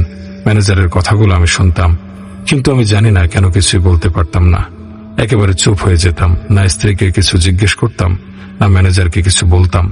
শুধু এতটুকুই বলতাম, নিয়ে গেছে, যাক, পরে আসলে আবার দিয়ে দিও। আমার মনে আছে ওই ম্যানেজার আমার দিকে অদ্ভুত চোখে তাকিয়ে দেখতো আর মনে মনে বলতো, তোর মাথা ঠিক আছে তো ভাই? টাকা মনে হয় তোর গাছে ধরে। আমি প্রায়ই আমার শ্বশুর বাড়ি যেতাম, কিন্তু শ্বশুর বাড়িতে আমি কেন যেতাম সেটা আমি জানি না। মনে হচ্ছিল আমি যেন একটা রোবট হয়ে গেছি, শুধু ঘরে পড়ে থাকি আর ছাদের দিকে তাকিয়ে থাকি, আর সময় পেলেই শ্বশুর বাড়ি চলে যাই। সারাদিন সেখানে থাকতে আমার ভালো লাগতো। আমার চেহারা আর জীবনযাত্রা দেখে আমার ভাইয়েরাও চিন্তিত হয়ে পড়েছিলেন। মা আমাকে বুঝিয়ে সুঝিয়ে বলতেন, বাবা তোমার কি হয়েছে, নিজেকে সামলাও, দেখো তো ফাটা কাপড় পরে ঘুরছো। আমি শুধু শুনতাম, কিন্তু আমি তাদের প্রশ্নের কোনো উত্তর দিতে পারছিলাম না। এভাবে জীবন চলে যাচ্ছিল, আর আমার বিয়েরও 2 বছর হয়ে গেছে। আল্লাহর রহমতে আমার টুইন বাচ্চা জন্ম নিয়েছে। আমি তাদের জন্য পাগল ছিলাম। নিজের যে কোনো কিছুর থেকে তাদের 2 বোনকে আমি সব থেকে বেশি ভালোবাসি। কিন্তু আমার স্ত্রী সন্তান প্রাপ্তিতে একদমই খুশি না। তার আচরণ দেখে মনে হতো সে বাচ্চা চায়নি কখনো। কখনো বাচ্চা হওয়ার পর সে প্রায় 2 মাস করে নিজের বাপের বাড়িতে চলে যেতে শুরু করলো এবং বাচ্চাদের নিয়ে সেখানে থেকে যায়। সে জানতো আমি আমার বাচ্চাদের কতটা ভালোবাসি, তাদের ছাড়া আমি একদিনও থাকতে পারবো না। কিন্তু সে জেনেও আমাকে বিরক্ত করার জন্য মায়ের বাড়িতে বসে থাকতো। যদিও আমার শাশুড়ির আমার দোকান থেকে গহনা কিনে নিয়ে যাওয়ার ব্যাপারটা এখনো চলছিল। একদিন আমি খবর পেলাম আমার দোকানে এক কারিগর দোকান থেকে 1 লাখ টাকার গহনা নিয়ে পালিয়ে গেছে। এই কারিগরটি সেই ছিল যে প্রতিদিন আমার ম্যানেজারকে হিসাব দিত। আমার দোকানের স্টাফদের আমি এমনভাবেই বলে রেখেছিলাম যে আমি না থাকলে পুরো দোকানটা তাদের হাতেই থাকতো। এটা আমার ব্যবসার জন্য খুবই খারাপ একটা সিদ্ধান্ত ছিল। আমার দোকানে না যাওয়ার কারণে কাজ স্লো হয়ে গেল। তার উপর ছেলেগুলো সুযোগ পেল, নিজেদের ইচ্ছে মতো চলতে লাগলো। মাঝে মাঝে তো দোকান দুপুর পর্যন্ত বন্ধই থাকতো। এখন আবার ওই কর্মচারী চুরি করে পালিয়ে গেছে। চুরির পর আমার পরিবার আমাকে বুঝিয়ে বলল, রিয়াদ তুই দোকানে যা, একটু সময় দে, তোর বিয়ে হয়ে গেছে কিন্তু তুই কেন এমন হয়ে গেছিস। বুঝতে পারছি না। তাদের কথায় আমি দোকানে যাওয়া আবার শুরু করলাম, কিন্তু 1-2 ঘন্টার বেশি বসে থাকতে পারতাম না। এত বেশি জটিলতা হচ্ছিল, নানা চিন্তা আসতে লাগলো মনে। কখনো মন খারাপের চিন্তা, কখনো কারিগর ধোকা দিয়ে, কখনো এদের নিয়ে আর কখনো ওদের নিয়ে। আমার মনে হতো আমি দোকান থেকে উঠে পালিয়ে যাই। যখন শ্বশুরবাড়ি যেতাম তখন বাচ্চাদের সাথে দেখা করতে গেলে সেখানে স্ত্রীর আচরণ খুব খারাপ থাকতো। আমি ডিপ্রেশনের শিকার হতে শুরু করলাম। মনে হচ্ছিল আমার মধ্যে অনেক খারাপ দিক আছে, এই কারণে মানুষ আমাকে আর পছন্দ করত না। আর ডিপ্রেশন দেখে আমার ভাই আমার বন্ধুদের সাহায্য নিলেন। এমন খারাপ পরিস্থিতিতেও আমার স্বাভাবিক হবার একটু ছিল, কারণ এখনো আমার পুরনো কিছু ভালো বন্ধু বান্ধব ছিল। একদিন এক কাছের বন্ধু আমাকে জোর করে বাড়ি থেকে টেনে নিয়ে গেল। সে আমাকে প্রথমে একটা পার্কে নিয়ে গেল। সেখানে আগে থেকেই আমার আরো কিছু পুরনো বন্ধু উপস্থিত ছিলেন। আমরা সবাই একে অপরের পাশে বসলাম।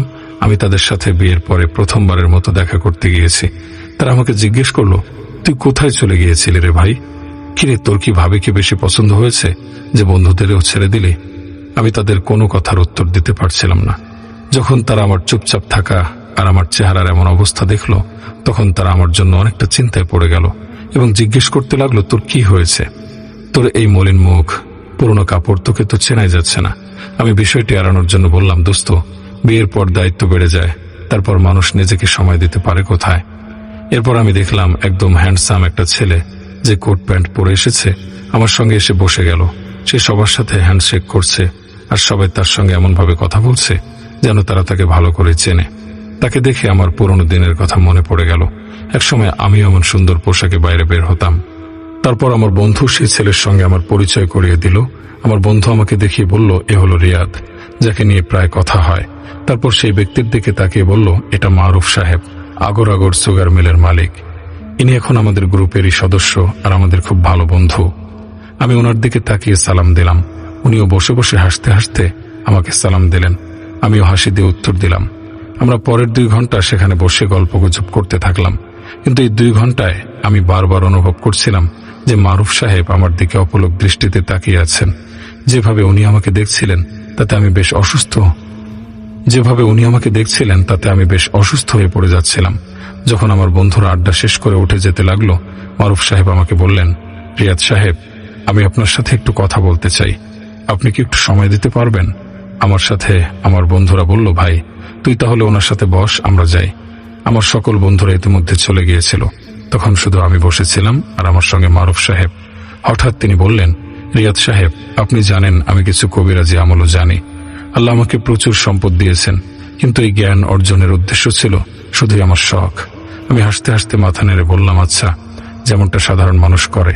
আমার মনে হলো যদি তিনি সত্যিই কবিরাজি আমল জানেন তাও আমি তার কাছে কি চাইতাম? কারণ যেমনটা আগেও বলেছি, তখন পর্যন্ত আমি জাদুটোনা সম্পর্কে কিছুই জানতাম না।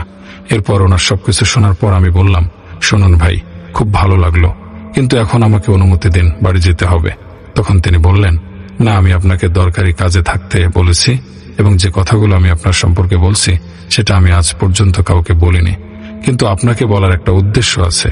কারণ আমি দেখতে পাচ্ছি যে আপনার জীবন খুবই দ্রুত নষ্ট হয়ে যাচ্ছে। আমি মারুফ সাহেবকে বললাম, একটু পরিষ্কার করে বলেন আপনি কি বলতে চাচ্ছেন, আমি আপনার কথাগুলো বুঝতে পারছি না।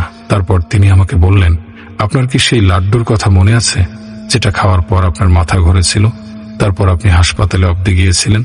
আমি তাকে বললাম, আপনি এই সম্পর্কে কিভাবে জানেন? উনি বললেন, আমি তো অনেক কিছুই জানি, ওই তাবিজের কথাও জানি যেগুলো বিয়ের দিন আপনার বইয়ের পার্স থেকে পাওয়া গেছে, যেখানে আপনার নাম লেখা ছিল। তার কথা শুনে আমার মনে হচ্ছিল যেন বিদ্যুৎ চমকালো। আমি যেন একেবারে হতবাক। ঠিক আছে, লাড্ডুর ব্যাপারটা এমন হতে পারে যে আমার বন্ধুদের মাঝে কেউ হয়তো তাকে বলেছে, কিন্তু এই ঘড়ির ব্যাপারটা তো আমি ছাড়া কেউ জানতো না। ওই রাতে যখন আমি পার্স খুলে ঘড়ি বের করতে গেলাম, তখন তার মধ্যে যে তাবিজ এবং কাগজগুলো ছিল এটা শুধু আমার জানার কথা, আর কারো না। আমি তাকে জিজ্ঞেস করলাম, ওই তাবিজ আর কাগজগুলোতে আমার নাম লেখা ছিল কেন? উনি বললেন, এগুলো সাধারণ কাগজ না, বরং এগুলো কালো জাদুর তাবিজ ছিল। আমি জিজ্ঞেস করলাম, আমার উপর কালো জাদু কি করবে এবং এই কালো জাদু আসলে কি?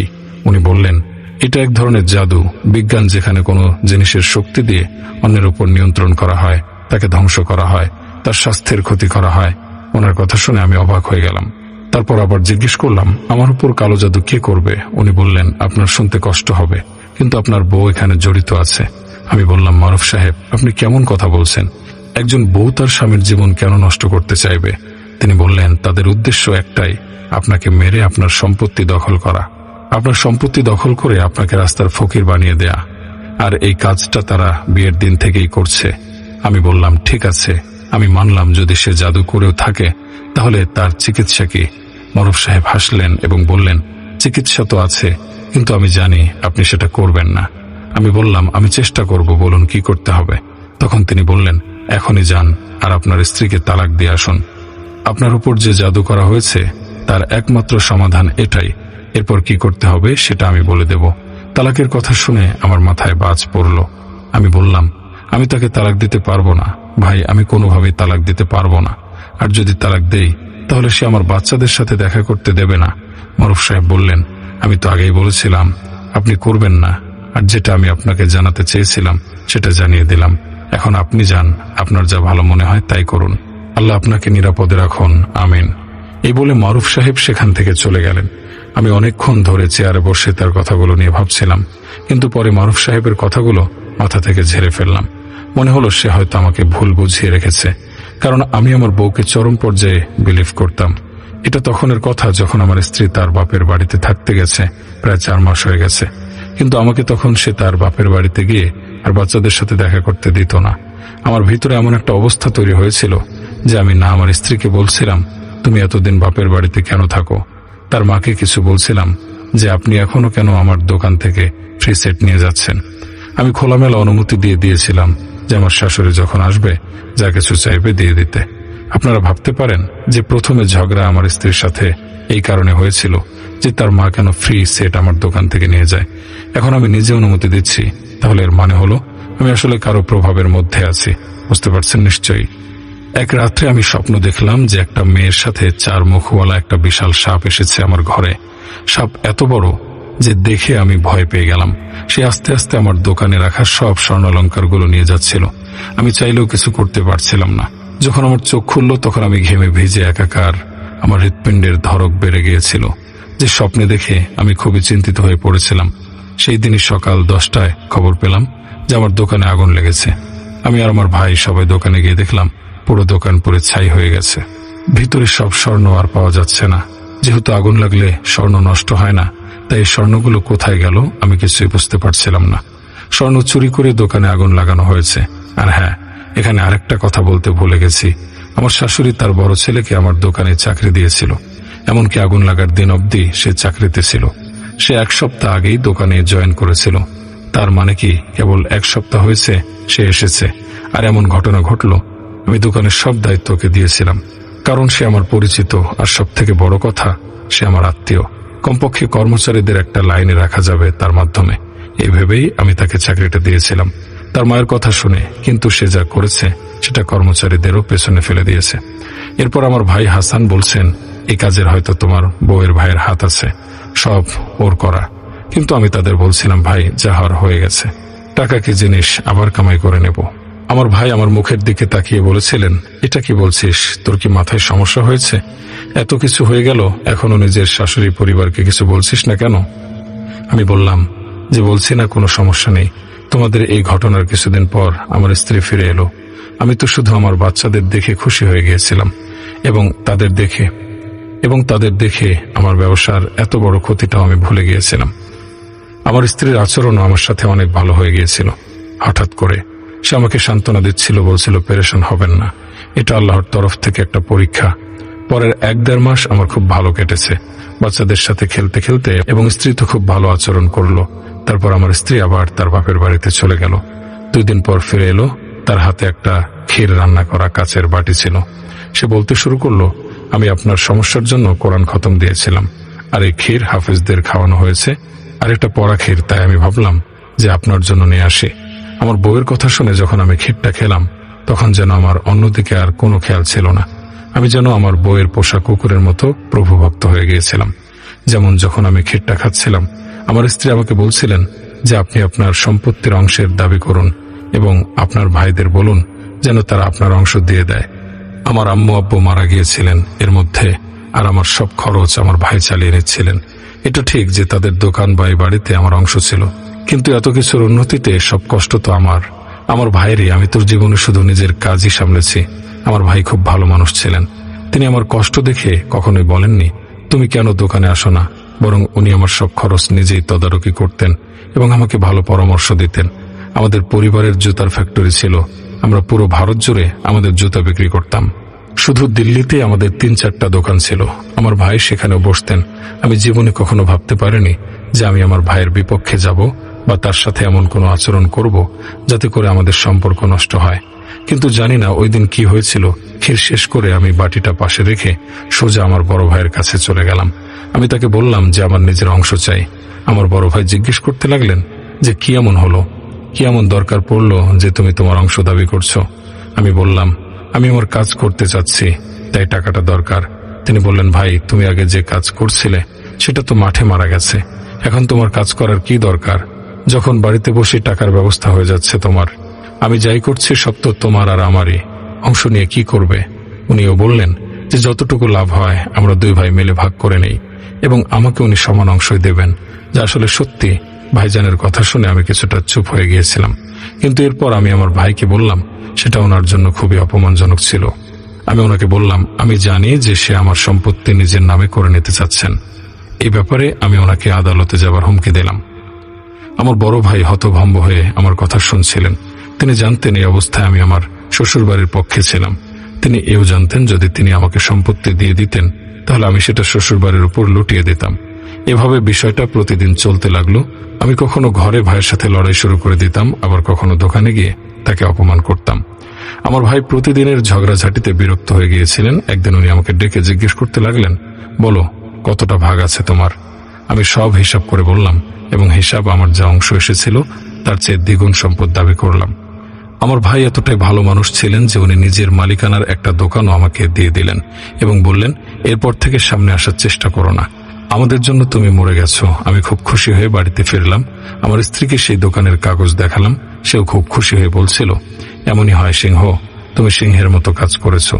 স্ত্রীর প্রশংসা শুনে আমি গর্বে ফুলে উঠেছিলাম, কিন্তু বাস্তবে আমি পুরোপুরি তার দাস হয়ে গিয়েছিলাম। সে যা বলছিল আমি তাই করছিলাম। একদিন সে জিনিসপত্র প্যাক করতে করতে বলল, চলো তাহলে আম্মুর বাড়িতে যাই, আমরা আমাদের সম্পত্তি নিয়ে এসেছি, এখন তার সাথে থাকতে পারবো না। এরপর আমি শ্বশুর বাড়িতে চলে গেলাম।